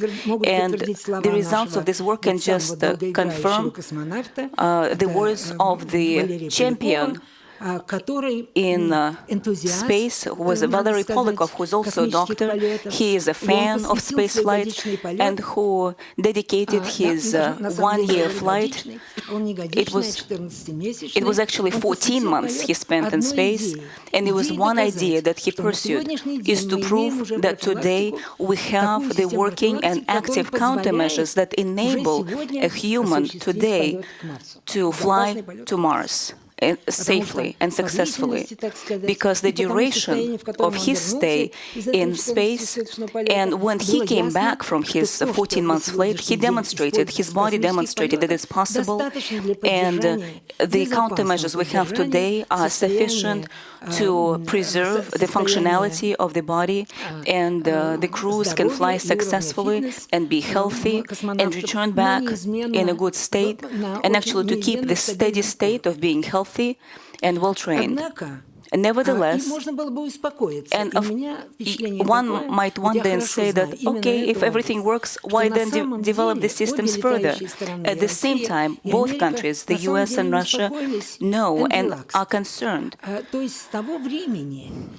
and maybe somewhat relaxed, because from the time when we had the intensive development of these programs, the efforts to enhance the systems, to modify the systems, to increase the effectiveness of those systems is taking place, but not with the same speed as it is required today, not with the same intensity, and we are somewhat lagging behind in developing new training facilities, new training protocols, new procedures which might be more effective and efficient, and therefore they do require our attention and our resources. As Leroy said, that today we need 2-hour training protocol, and it's not just kind of staying there, because we actually do not allow our cosmonauts, and I talked to our cosmonauts prior to flight and after the flight, and Leroy might have heard when I was talking to Russian cosmonauts that jogging is not allowed on the space station. Why? Because it should not just be physical training for the sake of physical training, but it should be such a load which will allow to preserve all the muscles, and all the muscles deteriorate if you don't load them properly in space. Therefore, we need to preserve them. We need to ensure that the functionality is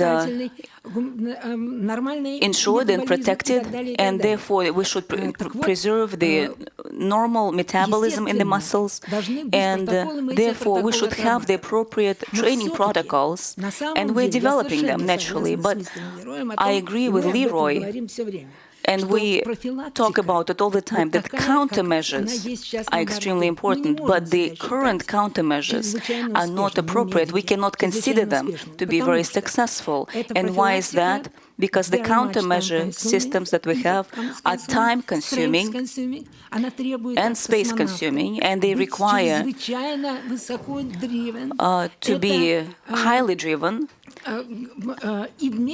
And at the same time, when our cosmonauts and astronauts return, they do not return in the same state as pre-flight, or the state they should be in.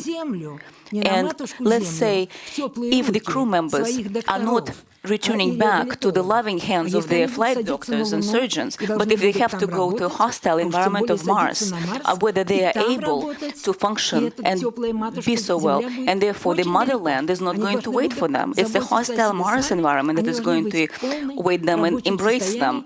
And therefore, we need to ensure that the crew members, when they land on Mars, they are in good functional state, and today this is not sufficient.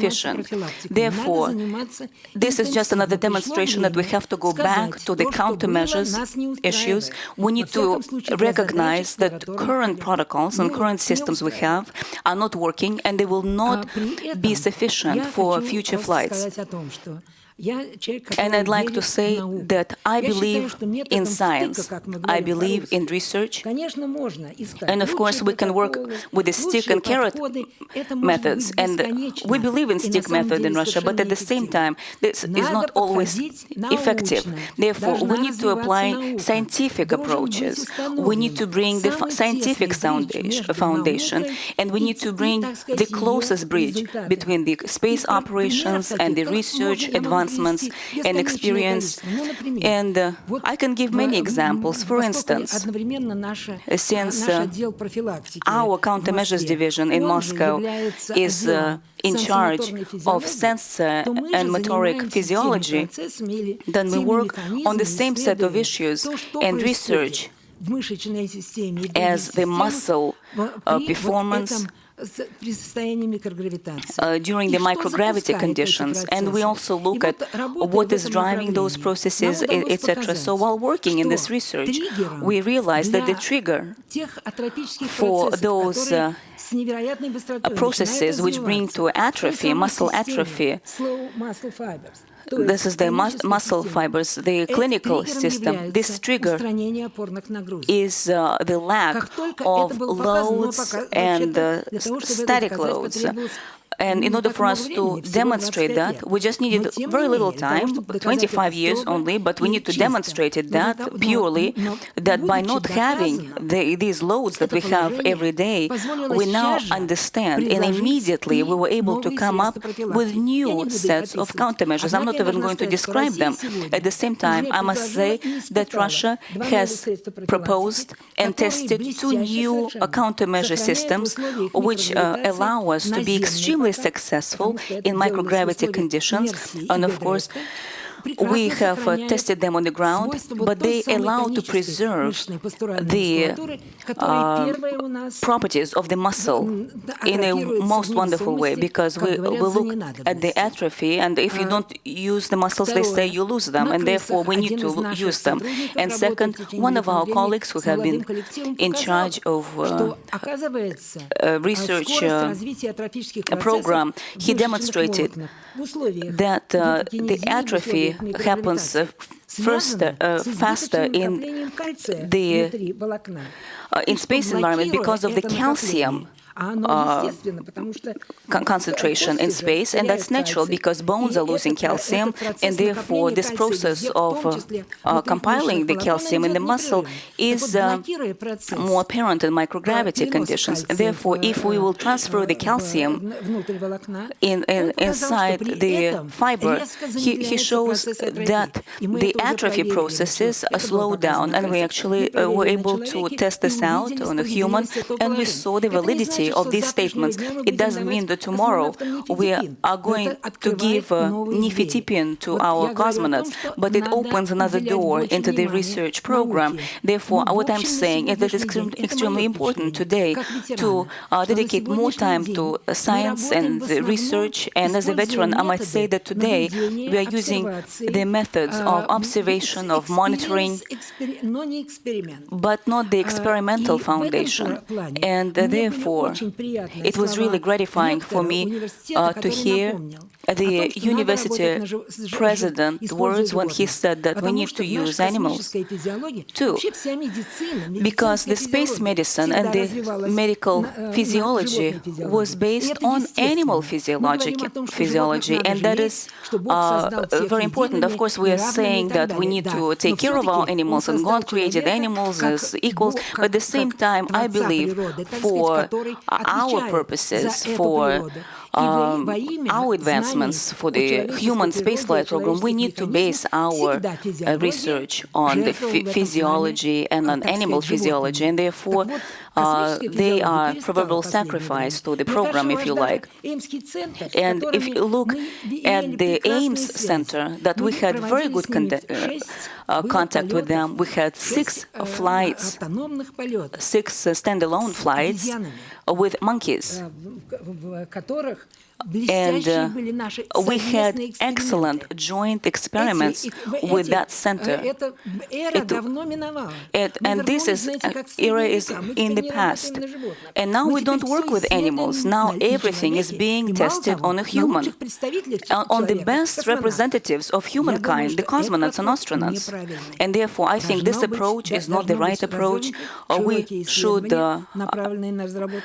work elaborately on a wider classical model, which is more conventional model of physiology, including the physiology of animals.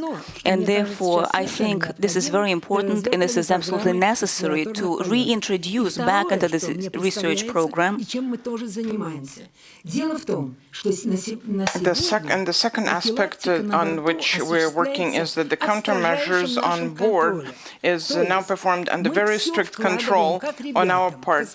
We let the cosmonauts work as if they were little children. They are quite functional adults, and we tell them, you have to do this and this and that. And of course, prior to the flight, we train them. But then during the flight, we keep teaching them, and we tell them, you need to do more of this, less of that. You're not so very good at this. And during the exploration flight, there won't be an opportunity like that. During the exploration flight, a cosmonaut or an astronaut needs to be able to monitor his own condition and see the trends, control his condition, and take certain measures and know how to take those measures.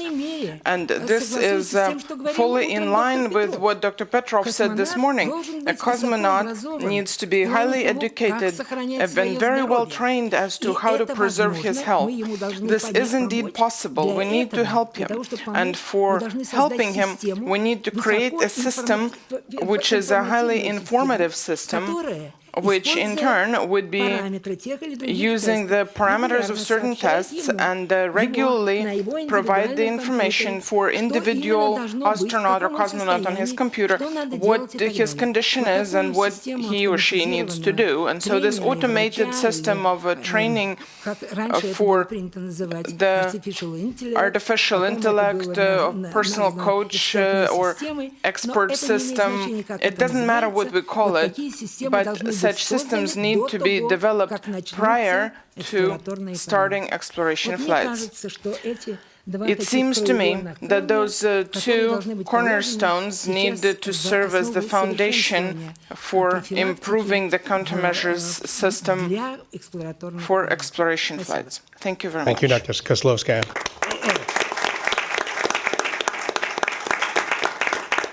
A quick question for Dr. Kozlowska.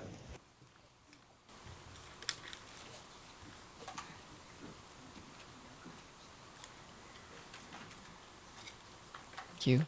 I would like very much to hear, Dr. Kozlowska, what the IBMP point of view is regarding Dr. Herridge's urging to consider combining use of maybe pharmacological agents or even hormonal agents to maximize or to minimize muscle atrophy, which may also apply to the bone area as well. But what is the thinking in your institute? I think rely only on exercise, or to maybe use combined measures. Our opinion is for sure that the basis of countermeasure in long duration flights always will be given priority will be given to physical load and to exercise, because the physical absence of physical load, axial load,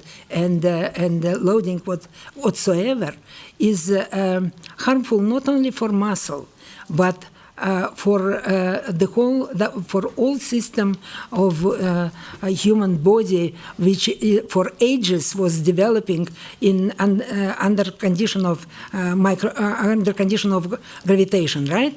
But for sure, to make these countermeasures more effective, which means to get bigger effect with less time and less efforts, the physical exercises for sure should be combined with everything what potentiate, what make this effect of exercise stronger, and including some pharmacology, of course we have to be cautious. We don't have to be, to use, in this case, the metabolic approaches which are maybe good for developing, muscle mass and so on. But that could be different, like what I told you about nifedipine, which we tried, and it turned out to be quite interesting approach. Or some skin stimulators, which we try now, stimulating the proper zone of the support, and so on. So we have to find, to search, to look for, and to find ways of increasing the efficacy of our countermeasure system, but not to do it just trying this or that, but studying the processes which are going when we have the living organism is in microgravity. Thank you. Now, one more quick one, Larry.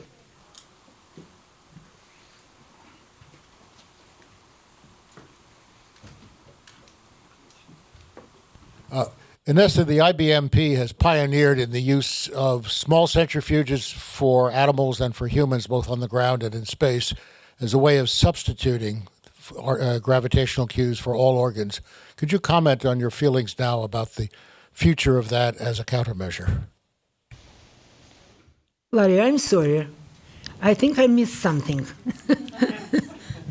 I'm asking for your opinion about the short radius centrifuges, artificial gravity, as a continuing countermeasure. My answer is very short. We are building now short radius centrifuge. It sounds like they believe in it. Yeah, that's no doubt, and I think that that resistance, which we still have up to date, I just like to use the floor to say it, the resistance which we use up to date on both sides, when something new suggested for cosmonaut, astronaut, for their countermeasure system, it is real harm to development of that effective exercise which they need more than anybody else. We are not doing it for ourselves, and it is not concern short radius centrifuge. You know it. It is also concern the low frequency, low intensity stimulator, which showed itself excellent during our cosmonaut flight. It concerns many other approaches, and we just have to turn this situation into reality and show that it is necessary today. And we have to have on our side our cosmonaut and astronaut. That's the very main thing. Because until we are not together with you, it is very difficult for us to do something. Great, thank you. Okay, we'll move on to Dr. Sipes, please. Yeah, I'm, as introduced, I'm the lead of operational psychology in the Behavioral Health and Performance Office in in Space Medicine Division. And as a psychologist, I face the same issue that Dr. Seisler mentioned, and that is everybody who sleeps is an expert, so everybody who has a brain is an expert in psychology. So, as usual, we run into everybody else as an expert. With that, I bring my own operational bias. I was a helicopter pilot in Vietnam for 4 years. I was an aviation psychologist in the Air Force for 16. And then for 11 years, I've worked for NASA JSC.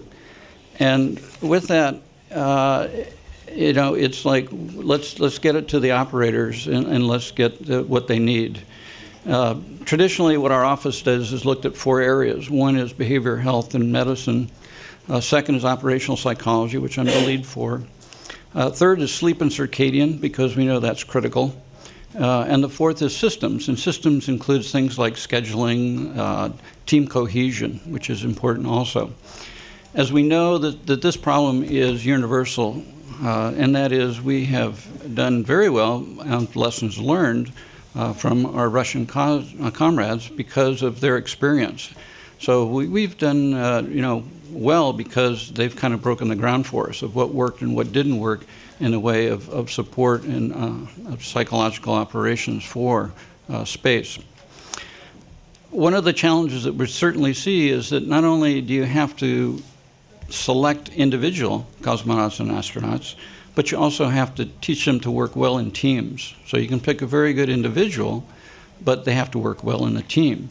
And it goes beyond that, because now we're talking about international teams, and they have to learn to work well in that. And it goes beyond that also, because the focus oftentimes is at, the pointy end of the spear. But we have to go also to the ground controllers, because they're part of the team also, and we have to make sure that they are team players also, and they need training to do that. My main hat is maximizing the psychological support and services that we provide, with the idea that we're going to continue to do that in the future missions. We provide sort of a buffet of services to them. We brief astronauts and their families before the missions and what's going to be like in the training flow. We teach them really what to expect, so it's letting them know what to expect because it's difficult. The training flow is extremely difficult. Also, what technology is currently available and may be available with new technology in the future. I mean, sometimes we might have to take a step back. For instance, on the way to Mars, people are concerned about the lag of communication time.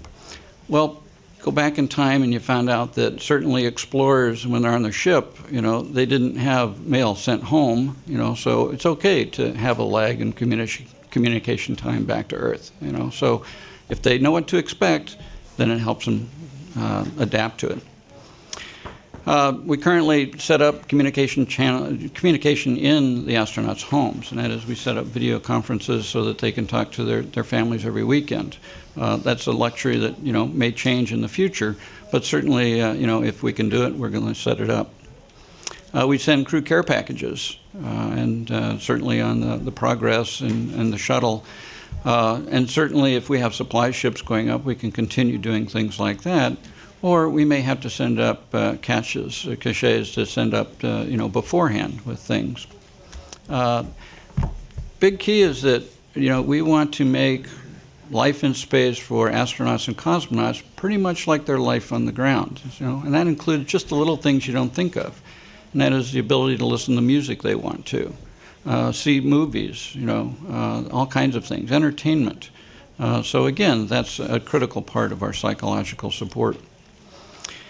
In looking at what research needs, and we have the advantage in our office that we have a specific person, Lauren Levinton, who helps us with that, because we are the operational folks and we need things in the future.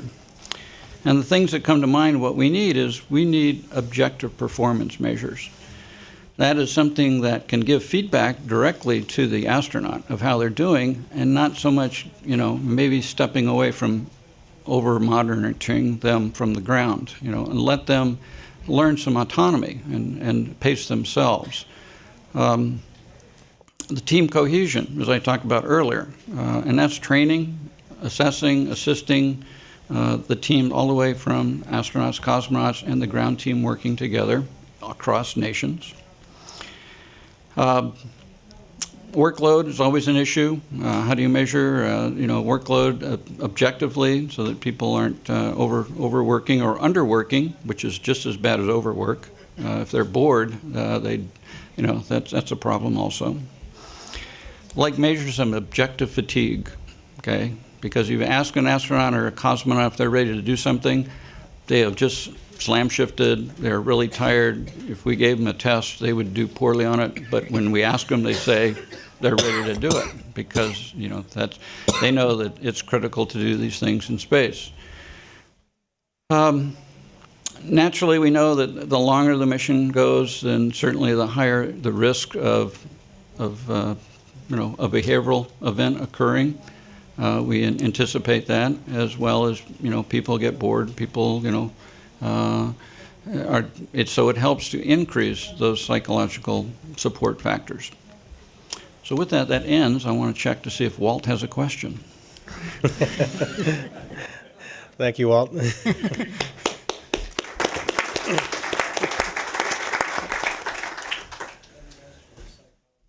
That was a statement, Walt.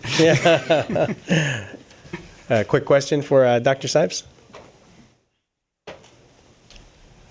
Actually, Walt, I wanted to ask you what you think would be special challenges for planetary long-duration missions. I mean, we know on ISS or on a long voyage to Mars, what about living on a base? Do you think it'd be easier or harder or about the same?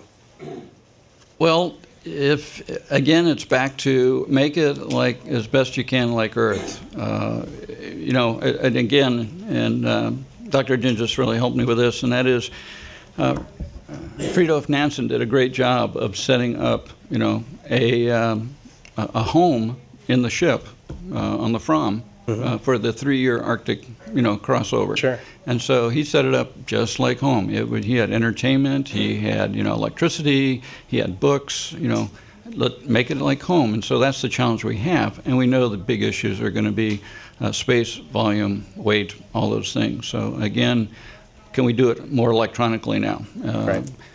Some issues are coming up like, well, what about color? Well, color is driven by other factors. You need a certain amount of reflectivity. So color is important to have light and reflectivity. But if we have large screens that are available, then they can certainly have Earth scenes and other things, and so you can take care of things like that. Make it like Earth home. Okay, thanks. Okay, now we'll hear from Director Mike Coates. Walt, did you want to ask Walt a question? Oh, I'm sorry. Okay, I thought Walt was passing. Okay, stump the shrink, Walt. Don't want to pass the opportunity here. You got a good first name. When you talk about the problems of crew and teamwork, and certainly it's going to be more and more important, it looks like one of the obstacles is precisely one of the points you made at the beginning when you talk about mixed crews, international, and how expansive all this is. It seems to me that one of the approaches would be to move towards a more homogeneous unit kind of group of people. I mean, there are other groups you could draw from. I think the military does that, and other places where you can start off with people who've already lived a good part of their life under those kind of demands. Have you considered that as a direction to go? I have my own personal biases, and that is if we just get 13 Norwegians, I think they can do the mission for us, like Nansen did. But yes, and that is what you find is that you have diversity when you go outside, when you don't have a homogeneous. If you had all a military crew, then they certainly know, what's expected, what the rules and unwritten rules are. The other issue is that, guess what? You can take a group of people, train them together, and you can bring them as a cohesive group with a much diverse group, and that's okay to do it that way. So I think training is the real key. Training the folks, train them like they're going to work. I think Dr. Vasquez has a question. The question for the panel is, what is important of the utilization of flight analogs for all those issues that you mentioned, and what is the value for exploration and prepare for the next step?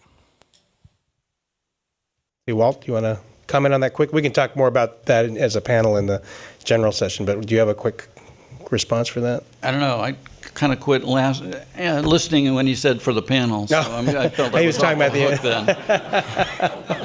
so we can bring that up later for the panel if that's okay. Yeah.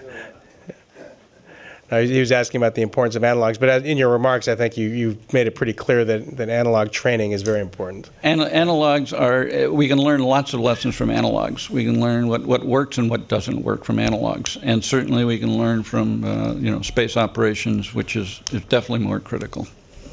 Okay, let's see, we have another question. Oh, okay, one more. Have you some method for quantitative estimation the efficiency of psychological support? What we use is feedback from the astronauts. What worked, what didn't work. and so we end up customizing or making changes. So we do not have an objective numerical number of success, because each astronaut and each family is unique and has their own needs that have to be met. And so we end up being very individualistic that way. Each crew is unique on how they interact and what their needs are. So instead of quantifying it, we do it qualitatively of what worked and what did not work. Okay, thank you. Okay, now I think we're ready for Mike Coates. Hey, thanks, Leroy. Now, Walt, his real first name is not Walt, so don't get too excited. Sure. I want to make a couple observations from my knothole as a center director regarding human performance, and a lot of it has been covered already here. You know, we get a good, thorough debrief from each of the crews when they come back, and including the long duration crews, of course. One common comment that we have from all the long duration crews, it's not a complaint, it's just a comment, that the travel between time zones, between the U.S. And Russia, and now we've got crews going to Europe and crews going to Japan and so forth, and the time shifting that accompanies that travel can really be exhausting. It takes you a long time, and Dr. Seisler can quantify it a lot better than I can, but the human body doesn't just catch up when you have to shift your circadian rhythm quickly that way. And every crew makes that comment. And we have been working very hard to refine the training plans, if you will, to minimize the travel and make the travel as comfortable as we possibly can for the crews. But we're going to continue to work on that in the future. And of course, with international space programs, which all future programs will be, like the space station, the travel and the training and the sleep shifting is always going to be a challenge and will become probably more of a challenge. If you think about it, we're kind of evenly divided around the world between the United States and Europe and Russia and Japan. We kind of have a hole where China is, so we need to invite China on board, and we've got a hole in the Pacific Ocean, and Valery Korzun suggested we get Tahiti to have a space program.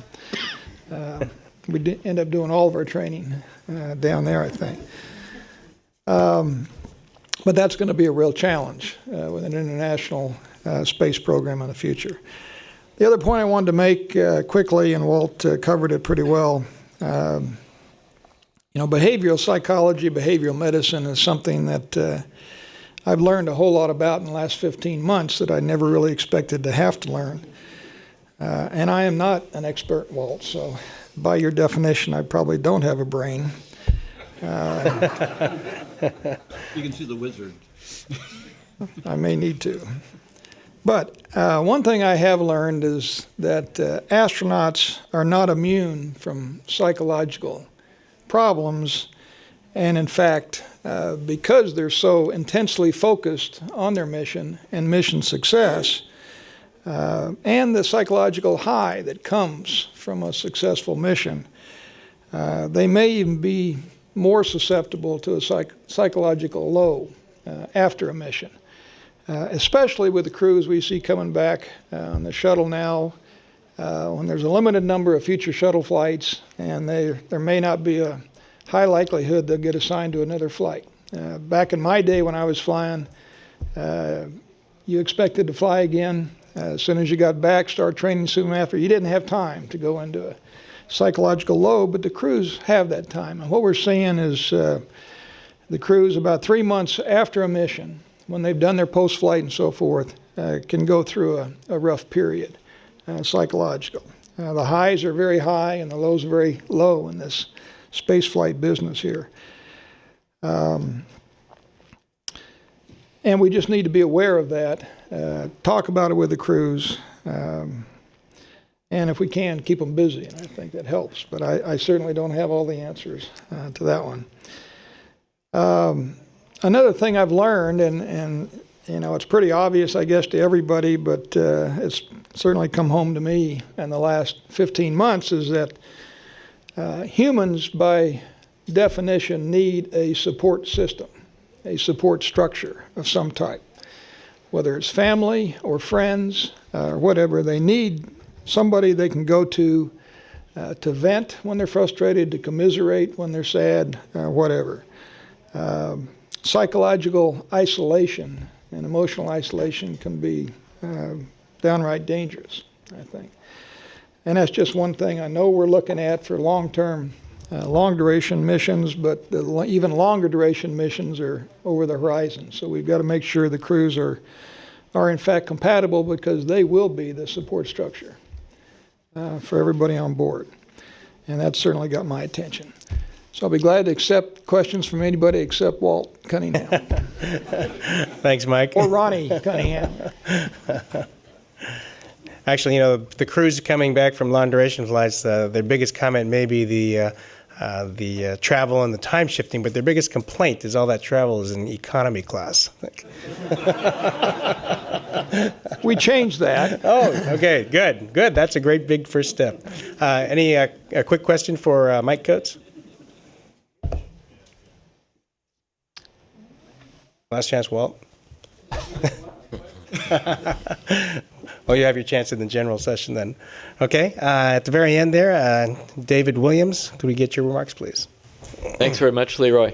For those of you who don't know me, my name's Dave Williams. I'm a Canadian Space Agency astronaut. I've flown in space twice, did 2 NEMO missions, NEMO 1 and NEMO 9. I was the commander of NEMO 9, an 18-day mission. And I've done one analog mission. It was a 7-day analog inside a hyperbaric chamber. So I think it's kind of interesting looking at working in all those environments. And many times I have a chance to speak with the public. And they often ask me, what is the most incredible part about flying in space? And there's many, many different answers to that question, but probably one of the most amazing things about flying in space is the ability to take a group of individuals, many of whom have never worked with each other before, bring them together to accomplish a mission that has very complex technical objectives, many of which we would probably say are impossible, and to actually pull that off successfully. And it is truly one of the most amazing feelings that one has in your career. And it's something that I will certainly take with me for the rest of my life, and something that all astronauts will probably tell you is a very meaningful thing. So the whole element of performance is looking at this not only from a personal perspective, but a team perspective as well. And I think what I'm very passionate about right now is this whole concept of achieving peak team performance and peak personal performance. Many years ago, we had a group from the Institute of Medicine, the best clinicians in the United States, brought together to do a project called Safe Passage, publishing a book, a set of guidelines on how to prepare humans to fly to Mars. And in so doing, I had the very great honor to be able to talk with this group, and I was asked a very simple question: what is a good astronaut? And you would think that this would be a fairly straightforward answer, but I found myself actually somewhat tongue-tied, sitting there saying, well, gee, it's such an easy question. I should be able to have a very easy answer to it. It took me a while to come up with the answer, and the answer that I came up with was somebody who has a high level of technical competency, who has a low-maintenance personality. And we all know what those high-maintenance folks are like, right? And you may have flown with one of them in space once, but if you're actually thinking about going to Mars, you're probably going to try and get somebody that has a low-maintenance personality. And to perhaps say this in a different way, basically what we're looking for are people who have a high level of technical competency, who have a high level of behavioral competencies as well. And when you look at the behavioral competencies associated with creating peak-performing teams, and when you look at the behavioral competencies associated with achieving your own peak performance, there is a remarkable lack of literature that you can go to read about this. You can go to any major bookstore in North America and find thousands of books on peak team performance in business environments, and then you go and you talk to those peak team performers, and you'll find out all the challenges that they have working together. The big difference between working in space and working in this environment is we have such a high level of demand for success in achieving this complex technical goal. There is such a driver. You look at each other and you're 7 members of the crew and you say, our job is to pull this off and to be successful. And that in and of itself brings people together in a much more cohesive manner, where you don't have the luxury of working with someone without talking about their personal challenges. In space, one of the biggest challenges as a crew is to close the door and look each other straight in the eye and say, you know, I think it would really help me if you talked about whatever the problem was in the following manner, we changed the approach. So that need to come together as a team quickly is a critical element to what we do in space, and it's one of the greatest things, one of the greatest successes that we have in the program. In trying to look at individual performance, I have to tell you, training for my second space flight, I was 53 years old, doing 3 spacewalks. And it was an interesting challenge to prepare for that because, of course, I did not want to make a mistake. We work in what we call a zero-fault tolerant environment, and I didn't want to be the person that let go of the CMG and had this 600-pound object collide with the shuttle or lose a ret or have a problem. And obviously, when you work in space, the probability of making a mistake is very high. So I became very passionate and basically read the whole world's literature on achieving peak personal performance. And I was very interested to learn that when you're driving a Formula One race car, the principles of driving a Formula One race car from a psychological perspective are virtually identical to the principles of psychologically preparing to be an aerobatic pilot flying with the Snowbirds or the Blue Angels or the Thunderbirds, which is also virtually identical to the techniques that you would use to train to do a spacewalk. And interestingly, if you look at the Blue Angels training for aerobatic flight, a number of them will be sitting there with their eyes closed, moving their hand through various motions, because of course they're using a technique called mental imagery to be able to practice and rehearse their techniques. This is used by Formula One race car drivers routinely. Art and Center wrote a book on how to become an expert Formula One race car driver. One chapter in the book is on the psychology of race car driving, and I'd recommend it to you. It's worthwhile reading if you're planning on flying in space. But the point in this is that as I was going forward training for these spacewalks, I used a combination of mental imagery with the virtual reality environment that we have for the space station called Doug to enable me to anticipate some of the challenges that a number of previous spacewalkers had reported. When you go out the hatch, feet first, versus going out the hatch head first, which way do you look to see the CETA spur? Do you have this illusion of a reversal in orientation that the world is below you or the world is above you? You can rehearse all of this using Doug, prepare yourself mentally to be able to go out the hatch feet first and foot first and avoid the problems with the illusion reactions and the confusion as to which way to look to get to the CETA spur. Mike Earnhardt and I have trained together many times underwater, and Mike shared with me some really very profound insights, and that is that when you're doing a spacewalk, anything that takes you probably more than 15 to 30 seconds, you have to have thought through ahead of time. Particularly critical in the first 15 minutes of a spacewalk, where you come out the hatch, you're holding onto the handrail, and you're looking straight down 440 kilometers at the Earth going by at 10 kilometers a second. This gets your attention. And you can't sit there fixated staring at the Earth below you. You're there to perform. So to be able to seamlessly egress the airlock and immediately start in this very high performance demanding environment, mental imagery is a critical element in being able to help you succeed in planning through. And for Rick Mastracchio, myself, Tracy Caldwell, the 3 spacewalkers for 118, we went through a lot of discussion about the first 15 minutes. We had it down to every hand motion. We all 3 of us knew exactly what we were going to do so that we'd be able to hit the ground running. So this whole concept of mental imagery is, I think, very important in preparing to achieve your own peak personal performance. You'll probably also be interested to know that, it's this blend of technical skills, behavioral skills, but physical skills are a very important factor. And self-awareness is very important when you're going to the gym to physically prepare for the demands of the rigors of spaceflight. When I flew in space as a 40-year-old, the countermeasures that I needed, the exercise protocols that I used are totally different than the countermeasures I need as a 53-year-old. And if you sit back and think about it, that probably makes a lot of sense. So I would go to the gym 5 days a week, and I would run 4 miles first, and I would do about an hour and a half to 2 hours of weights afterwards. And for me, that is what I required to be able to prepare me to do 3 spacewalks over the course of a 14-day spaceflight. For different individuals, it's going to be different. Some people will need more aerobic conditioning, some people will need less. But the critical element in this is we have to have the astronauts working very closely with the strength and conditioning rehab coaches at Johnson Space Center to be able to design a protocol that's appropriate for them. Another interesting issue about spacewalks is it brings to the forefront a concept of what I would refer to as a cascade of errors. When you're outside and you're doing a spacewalk, and I noticed this at the NBL doing NBL training, if I go out the door and I'm starting to do my tasks and I make a mistake, what tends to happen, I guess I must be a type A, Walt, but being a type A astronaut, what tends to happen is you start to ruminate on the mistake. You think, oh my goodness, I'm really terrible, I put my ret in the wrong place, or I lost this, or whatever the problem was. And in so doing, while you're ruminating, you make another mistake.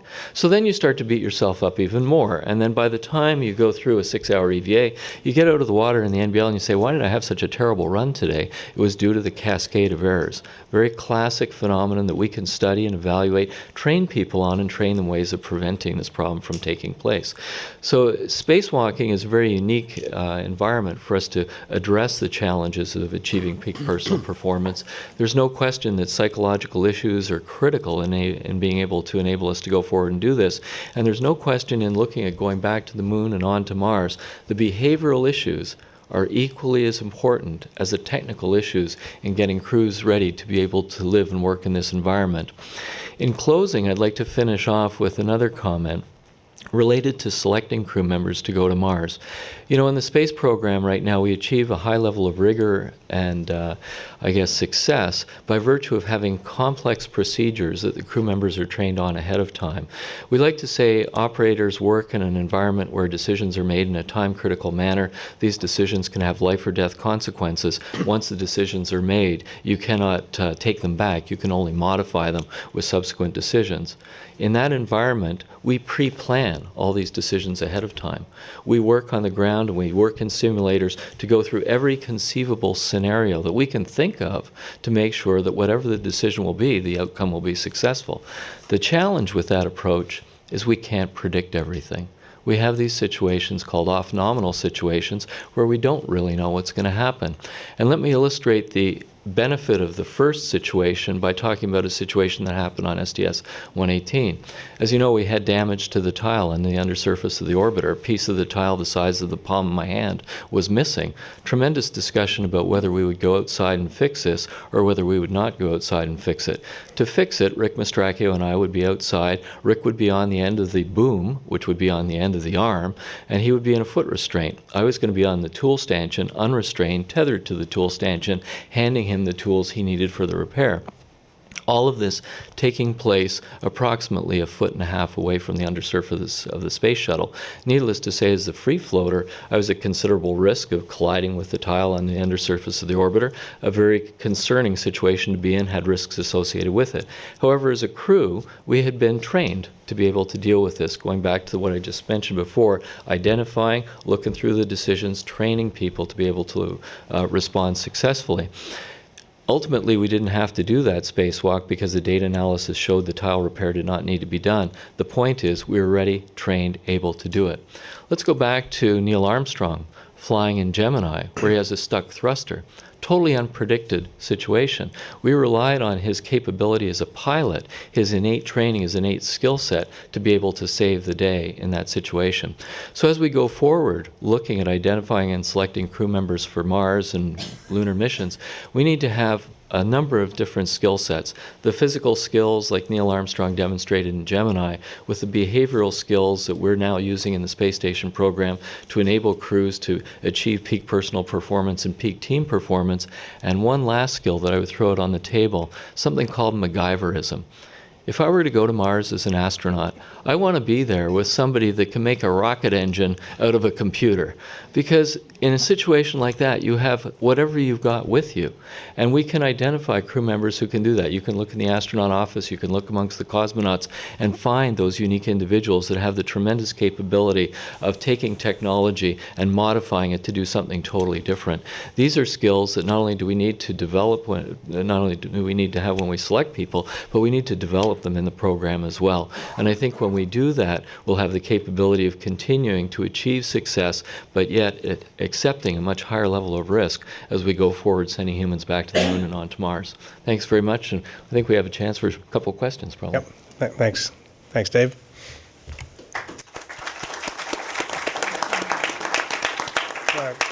Quick question in the back for Dr. Williams.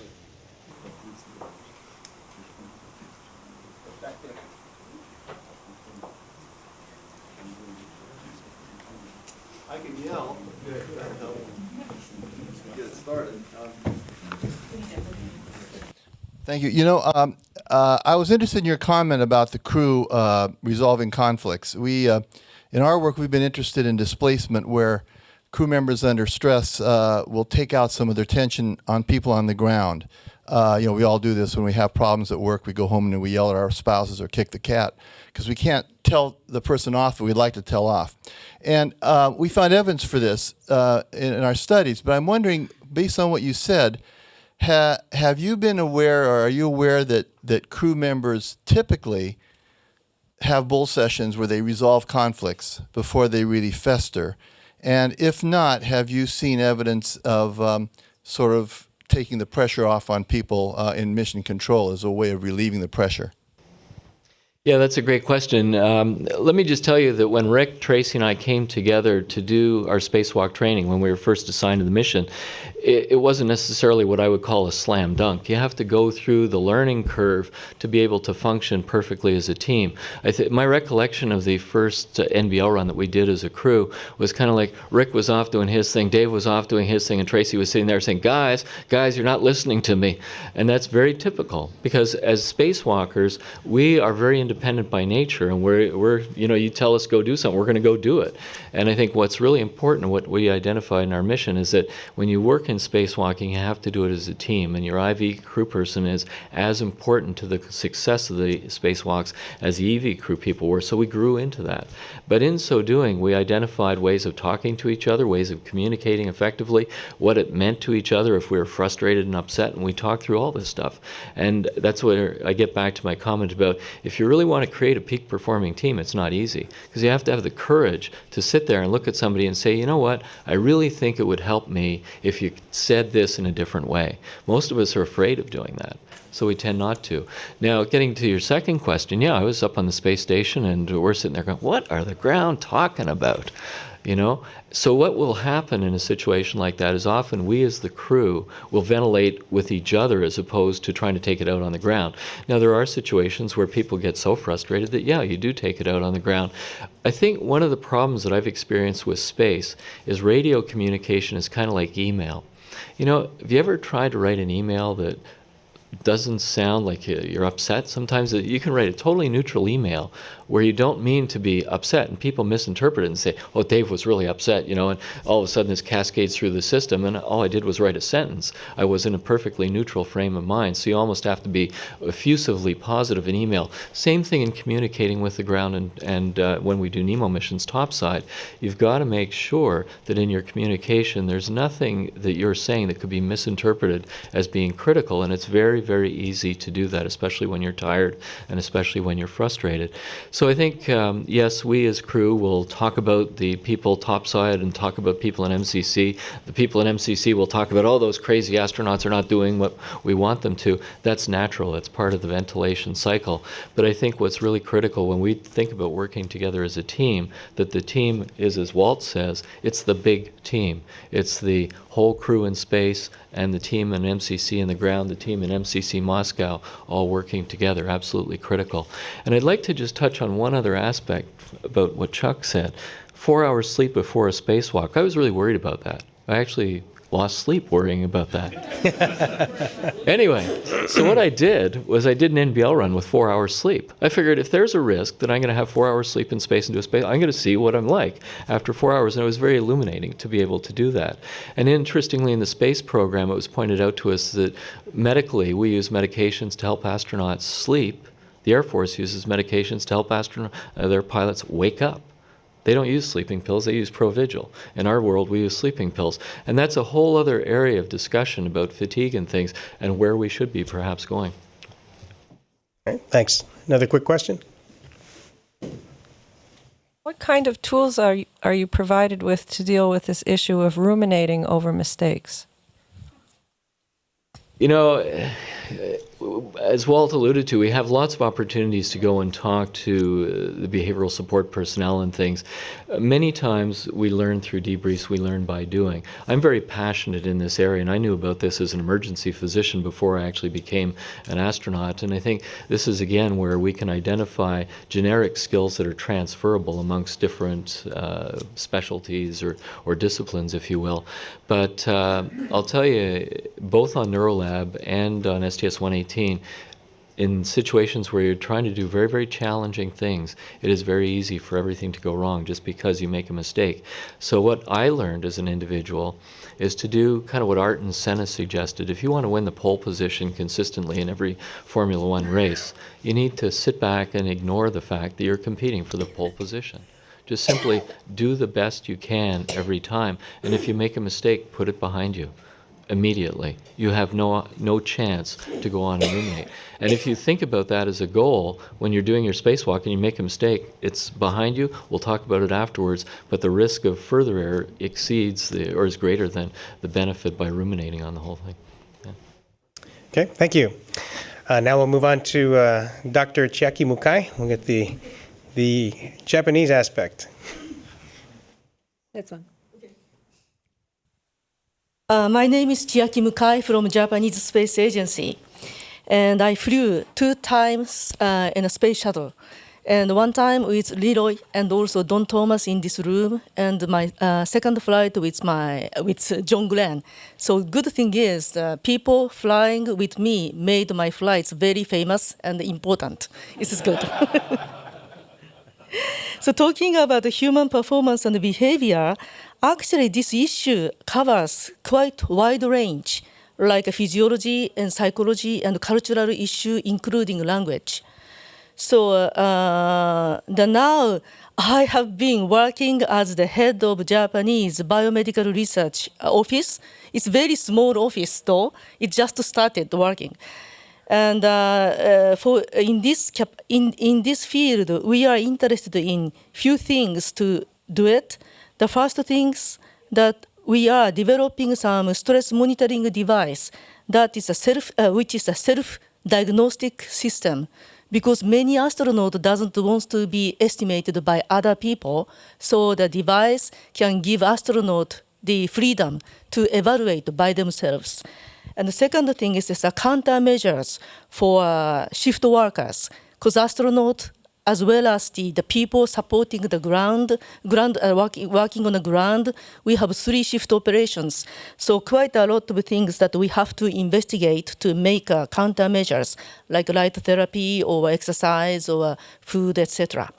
And also, the one of the issues to support the long-term the crew is the psychological support, especially from the viewpoint of Japanese culture, related to our culture, like Japanese food or newspapers or onboard computer to be utilized for Japanese communications, etc. And then the last but not least, the multicultural issue, including training. And the multicultural issue includes not only the nationalities, but also the professions. Like people from military has a different culture from the people from like academia or people from physicians or engineers. So those multicultural issues, also the gender issue is included. So these are the fields that our office are right now interested in investigate. And one of the things that I would like to explain through my spaceflight experience was microgravity itself actually influences not only microgravity influences the physiology, generally speaking, but not only the physiology, but also I think psychology too. A psychological issue too.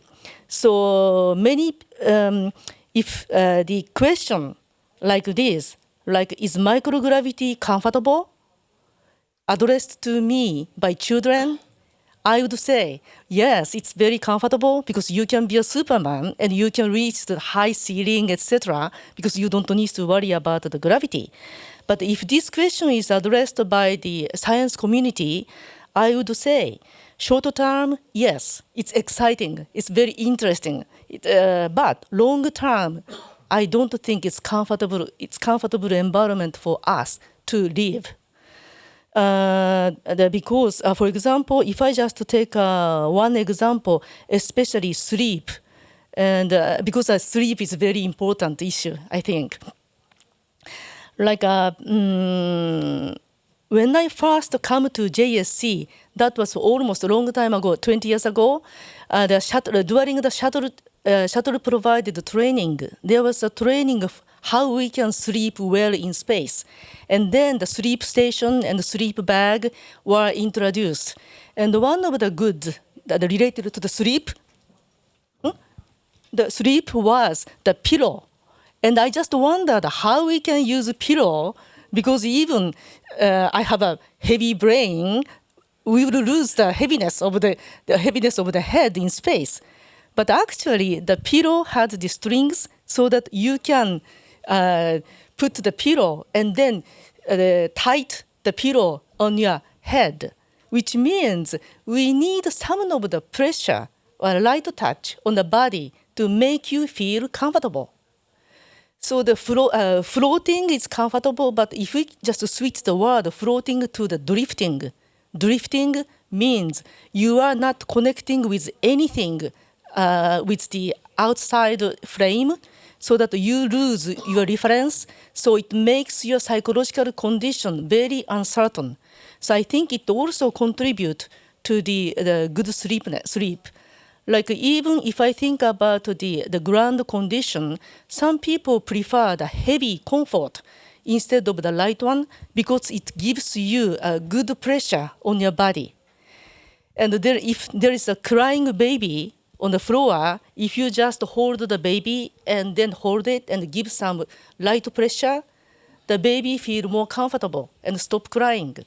The same, I think, in microgravity in long term, since we miss some of the cue, like somatosensory cues or tactic or maybe touching, then people feel like I am disconnecting from the outside of the world, just drifting, floating, etc. So I think uncertainty of the psychology and contributes many things, including the not have the good sleep. But anyhow, in conclusion, I believe quite a lot of things that we have to investigate in the human performance and behavior field. And then the ISS will be a very good test bed for future. Okay. Thanks. Great. Thank you, Chiaki.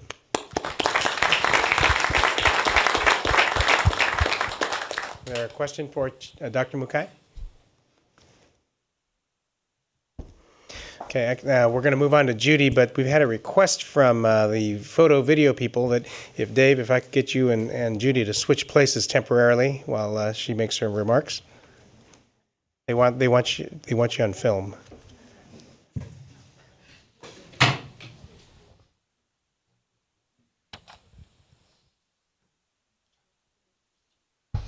Yeah.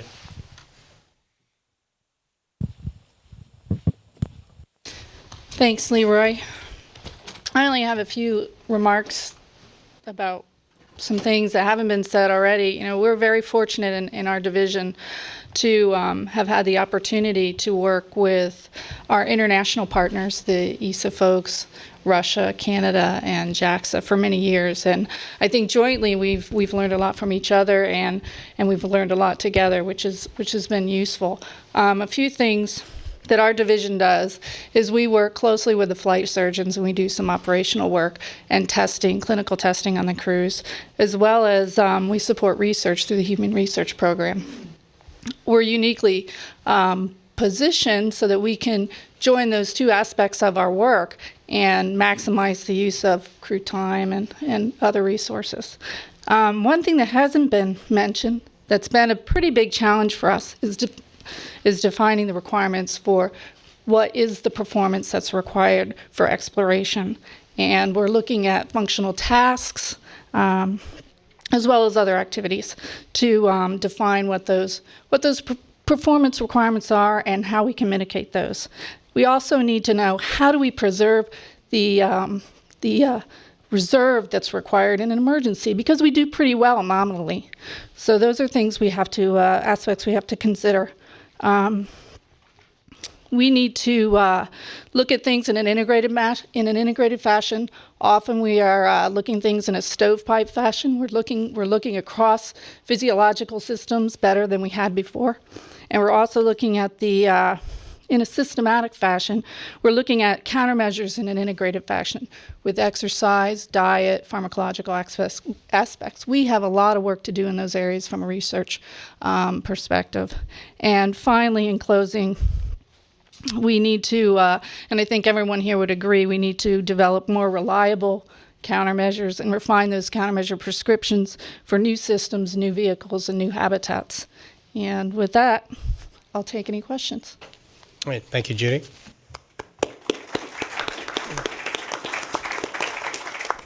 Question for Judy Hayes?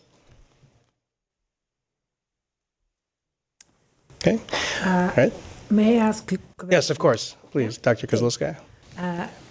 Judy, we talk about countermeasure usually taking in mind bone, muscle, and so on. I ask you professionally because we are on two sides of the same business, I would say, yeah? How do you think? What is the biggest challenge for countermeasure and the biggest difficulty to keep muscle, bone, cardiac ability, respiration, or motor performance? Locomotion, jumping, walking, doing precise movement and so on. How would it be on the moon? Do you know, maybe on your side, because on our side we think about it very, very much, and we still, I can just tell here that I'm quite sure that we don't have reliable countermeasure to keep this particular very important function. This is performance. Muscle, okay, they can grow. Bone, okay, they can solid again, you know. But what about performance? Do you know any way to keep it? To keep it non. Well, that's a good question, Anessa, and we've been discussing that at length and in many venues at the Johnson Space Center, and sometimes with you. Some of our colleagues in operations that are developing new vehicles and new mission scenarios consider, especially on the moon, for the shorter missions, that lunar EVAs may be protective. We're not so sure of all those systems, whether it be bone, muscle, cardiovascular performance, motor performance. We're not so sure of that. We're trying to develop an analog as we speak, a lunar analog. Whether we'll be able to validate that until we actually go back to the moon is in question, but it may be the only opportunity we have to assess whether or not we're able to protect performance, human performance. My opinion is that That's what they asked. My opinion is, well, certainly, countermeasures are going to be a challenge to develop as far as exercise countermeasures because of the constraints that we're dealing with the new vehicles and habitats and time constraints. And we are trying to assess just how much, and through some of the work that Mike Gernhardt's group is doing, how much metabolic cost there is of just doing the lunar type EVAs, and whether that's going to help us be protective. It may be protective for aerobic capacity and maybe even muscle, but maybe not so much for some of the other for bone or motor control. Yeah. And it also depends on the mission scenarios. We have a wide variety of mission scenarios right now. I mean, we have 6-month station missions, which may mimic the transit time to Mars, but we also have to consider these short transit periods to the moon and then short periods on the moon with potentially longer periods on the moon, and then of course back to onto Mars, and then long long surface operations on the Mars, and we have a lot of work to do in understanding what the issues are going to be and how we can mitigate them effectively. And I think it's going to be an integrated approach. It's going to have to include diet. It's going to have to include exercise and likely pharmacological and maybe either other alternatives like centrifugation or. Don't you think that we have to somehow prioritize things which are absolutely necessary for us to say to our astronaut, go, you will be safe. I think that on our side now, we think that we are almost safe with muscle and bone. Not so difficult, we know how to do it, how to manage it, but we still are very uncertain on the matter of motor control. I think that's partially true. I'd agree with you. Certainly muscle and aerobic capacity. Bone, potentially we're closing in on a good countermeasure for that. Motor control is going to be a challenge as long as you have some period of zero gravity. Happy to work with your side, continue work with your side, with your people of course. on it. But our human research program has put a lot of time in trying to define what those knowledge gaps are and what are the questions that we need to answer in order to go on to do more exploration. And I can go into more detail later on that. Yes, thanks. Thank you. Another quick question for Judy. Okay, we're going to go last but not least, Dr. John Clark. If I could ask you now to change places with Judy. I feel like that guy in the commercial, they're sitting in a class and they're listening to this guy giving a boring talk and he stands up and it goes to the end. And I wish I could just do that because that's really, I'm sure all you all are dying to get out and go to the restroom. I'll just share a few, the end. Okay, that's it. Go ahead, okay. I was a crew surgeon for 6 shuttle missions and my current job is to help integrate operations with research. One of the things that we're really excited about is we have a user panel made up of former and retired astronauts and flight surgeons. And our goal is to try to really connect the dots. Research has got to go somewhere. It's got to be a transition to development, test evaluation, and operational integration. And I was really fortunate in my NASA career to have been schooled by Mike Gernhardt, who I think is really the quintessential operator researcher. And so what I've tried to do is steal many of his or incorporate many of his go-bys and guidelines into our program. One of the things is in research you've got to make sure, as a basic tenet of medicine, is first do no harm. And a lot of times we've been interested in sleep, and many of the early sleep studies use these very cumbersome caps, and the crew would say these things were hot, very uncomfortable, and of course the researchers' data would show that, hey, that sleep was disrupted. And so their testing actually confirmed what they were looking for, but they did it in a way that actually contributed to the problem. Now we use wrist actigraphy, much more humane way of studying that condition.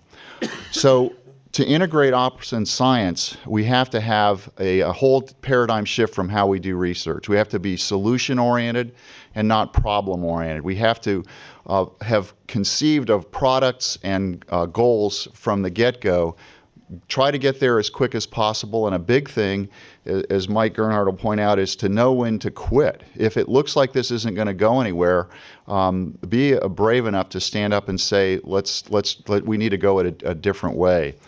Just because you got 4 years of funding doesn't mean you got to stretch this out and continue and go that way. I'm probably vilified in my present position because I have to make these researchers happy, but I'm very, very committed to getting our research to be operationally relevant. A big part of Mike's premise was to improve the astronaut efficiency, the work efficiency index, which is the kind of the tooth to tail ratio, whether it's involved with EVA or crew time during the mission. And there are things that happen that have incredible downstream consequences. Now that we're involved in the constellation, and new vehicle design, and new mission architecture definitions, what you see here are constant trade-offs between engineering and the human interface with that. And I remember during the space station development, somebody decided that, hey, we could save a lot of money by taking out the inline water monitoring system. Well, obviously, potable water is crucial to crew health and performance, but in the goal, or in the solution to take out that crew water monitoring, that burden then fell on the crew. And again, what we have to do as our guiding principle is to continually think about how we can improve crew time and efficiency, because that's really a fundamental, at least a fundamental approach to improving performance, is just let them get out of the trough back up to their baseline. And with that, I'll end. Okay, thanks, John. Any questions for, well, let's open it up for questions for John or for the whole panel, or any individual on the panel. So let's go ahead and start. Yeah, in the back. Someone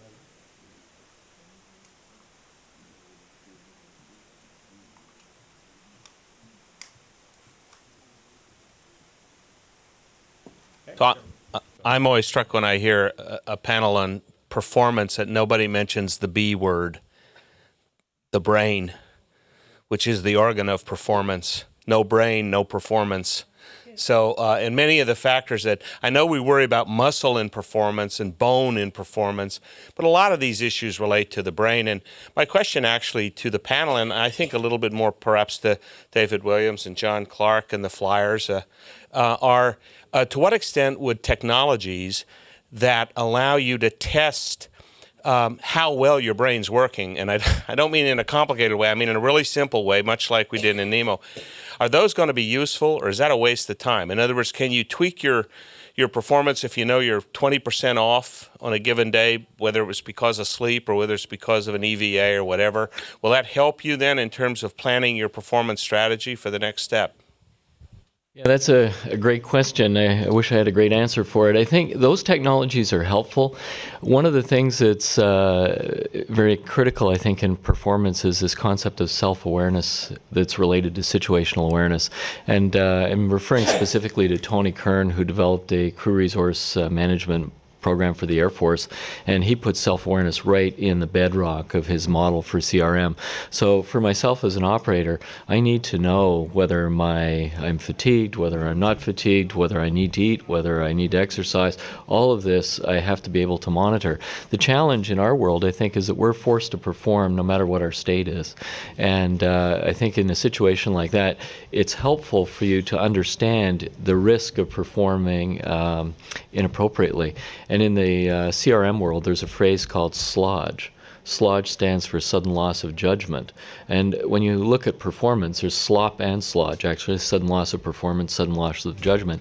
What are the factors that make you vulnerable to that? So for instance, putting this back into our world of spaceflight, if I wake up in the morning after having had 4 hours sleep and I use an objective measure to say my reaction time is prolonged, my fatigue is significant, and I have to perform a critical task like EVA station robotics, I would probably say to my good buddy, hey Mike, come over here for a sec, and I'm going to need you to monitor me while I'm performing this. So I'm doing something with another crew member to build redundancy into what's going on.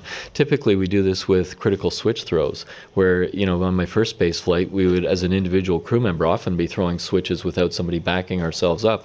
Nowadays, we would never do that without backup if it's a critical switch throw. So identifying, using some technology or your own self-awareness to identify the issue, and then building in a workaround to help you mitigate the risk of error.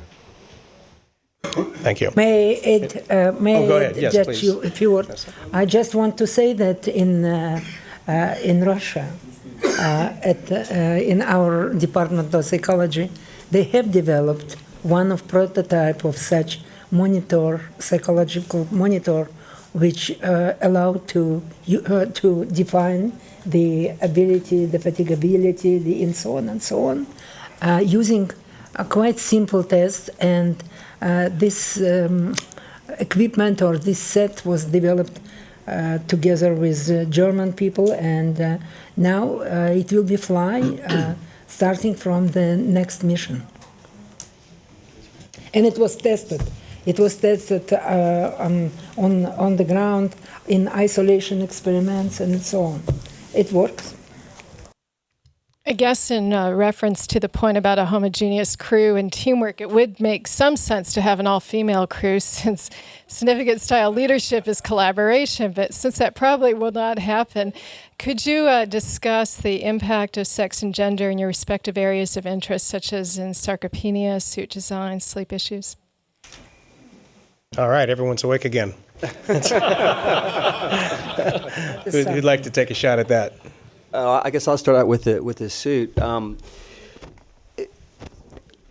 EVA, I think, is like 80% mental, and you've heard Dave talk about it and so forth, but there are some physical constraints that are almost sort of a threshold level. If you're not big enough and the suit doesn't fit you, you could be the most coordinated, mentally tough person in the world, and you're not going to be able to perform. And so we're trying very hard to have a suit that spans a much larger range of anthropometric sizes than we have now. And once we can provide that suit that allows you to perform adequately, then I don't see a big difference in the sexes in terms of being able to do these kind of operations. Any other panel member like to comment? Okay. Можно небольшой комментарий?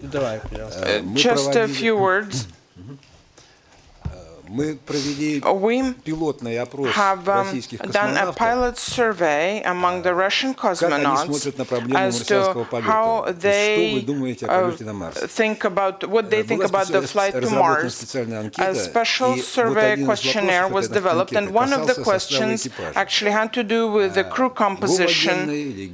Should it be homogeneous, heterogeneous, and 60%. There was a small pilot survey of the Russian cosmonauts only. 60% of respondents, say 6 people out of the group, said it should be an all-male crew, homogeneous, and one of the cosmonauts who answered that way was a woman. And others said, well, there should be a prevalence of men in the crew, just because it's a physically very difficult and challenging work. And so a question back to you. So if we have an all-female crew, all-female or just with a mixed crew but with a prevalence of women? Okay, thank you. Another question? Sorry? I have one question that's more related to David or maybe Michael Coates, with all due respect. How do you avoid the sludge phenomenon on decision-making management? We have ground rules, we have constraints, we have flight rules, we even have rules that define the daily rhythm of the astronauts, and we're now talking about the recipients, the astronauts. We're talking quite a lot, but usually as a controlling flight surgeon, you very often are caught sometimes by surprise that even with all our discussions and exchange, then at the end you're overruled, and sometimes the astronauts are driven in a certain direction you as a flight surgeon really don't want to have them there. So what is the next step after this discussion we're having today? How do we communicate what we have learned and exchanged to the next level that at the end is responsible for making decisions? Go first. Yes. One of the things that I think we do very well in the space program, especially since the Columbia accident, is we seek out alternate opinions, dissenting opinions, and so forth. And we require people to explain their positions on an issue, whether it's the flight readiness review, whether it's L-2 before launch, whether it's the mission management teams during a mission, which we meet daily. People are required to explain their positions so that everybody can listen. And to explain if there were dissenting opinions and what their logic was in there. So while the system can never be foolproof as long as humans are involved, the fact that we work as a team and have open communications. I think if we identified somebody that wasn't thinking clearly for whatever reason, it would stand out. Now, so I'm confident that the system we've got right now works very well. I thought the system we had after the Challenger accident would work very well for a long time. But the pendulum seems to swing back and forth. So the real challenge, I think, is how do we maintain a good communication system to and from upper management, if you will, and among upper management over the long term, without getting complacent, without getting hurried, and that sort of thing. And I don't know the answer to that one. Let me just add a couple of comments to that. When we were in space and we have damaged tile on the undersurface of the orbiter, there was tremendous interest amongst the world as to whether or not we would land with the tile in the condition it was or whether or not we would repair it. And I think one of the things that's really critical to point out in the space program is that NASA and the other space agencies of the world do not take chances when we fly in space. We manage risk. And the fundamental difference is that to manage risk, it's a data-driven process. And to be able to make these decisions, we need to get the data that we have to make the decision in a timely manner. That was done very successfully for STS-118. The fact that we did not repair the tile, to me, was a demonstration that the process actually really works. And I'll tell you a story. I really apologize, I digress, it's late, but I'll tell you a story to illustrate this. The thermal analysis showed that the underlying aluminum structure of the orbiter of Endeavour would get up to a temperature of 300 to 350 degrees Fahrenheit. The media of the world was profoundly fixated on this 350 degrees, so much so that Scott Kelly and I were doing a downlink from the space station, and the reporter asked our commander, Scott Kelly, "Commander Kelly, aren't you worried that the spacecraft is going to catastrophically fail during re-entry?" And Scott said, 10 days before launch, my daughter said, "Dad, can we have a pizza?" And Scott's telling this story to the world's media. So they go and they get a pizza. They throw it in the oven. The instructions say heat to 450 degrees. They put it in on an aluminum pizza pan. 20 minutes later, they had a great pizza and the aluminum pan survived. And the point of this is that, during the re-entry phase of flight, it's often helpful to put this in context in managing the risk. The risk of going to do the repair was far greater than the risk of exposing the aluminum to a temperature of 300, 350 degrees Fahrenheit. That is a testimony to the fact that this process of getting the data works. I think one of the critical elements that I learned is, as an individual in the system, you have to have the courage and the passion and the conviction that if you have concerns about data, you need it, or your data says something different than the data that's being discussed, to come forward and bring the issue to everybody's attention and talk about it so that the process actually does work. And I think that it's really critical to be able to do that. But I think the system does work very, very well. That's right. We always say in spaceflight, you can always make it worse. Okay, I think we take time for one last question. Right. My question is actually kind of a follow-on to the discussion after Dr. Dinge's question earlier. We heard from Walt that one of the things that we need in the future is some objective measure of performance. We heard from Chiaki that they are in the process of developing an individual stress monitoring device because, of course, the astronaut is kind of concerned to know about his own state, but maybe not sharing that too much. Now, if we think about future exploration missions, especially extremely isolated ones like Martian missions or so, and we think about developing more comprehensive monitoring systems, objective performance monitoring systems, do, for example, some of the astronauts in the panel have some thoughts as to what could make such a system actually be acceptable for astronauts to use on a daily basis? For example, in data presentation. Excellent question. I'll give you an example of what we're doing in the suit world. In the Apollo program, there were like 3 back rooms that were constantly calculating your metabolic rates, your consumables usage, and planning your trajectories. And we have now a working prototype algorithm that is voice interactive with the crew member. And so you can ask it things, it responds to you. If you start working too hard, it says, slow down. You're gonna need some help. And the technology is there, but the question is getting the operator interface right, and most of these systems either talk too much or they talk at the wrong time, and then you just turn them off. And we're starting this early and involving the crew, and I think it's that what I call the operational art that needs to be addressed there. There was discussion about the stress or mental feedback, and I think that's fine if it's simple and it's something that I want to do. If it's getting wired for sound and taking half hour out of my day, that could make me more stressed out. And so it's got to be the right balance, and it has to be perceived as useful by the operators. Otherwise, we're just not going to use it.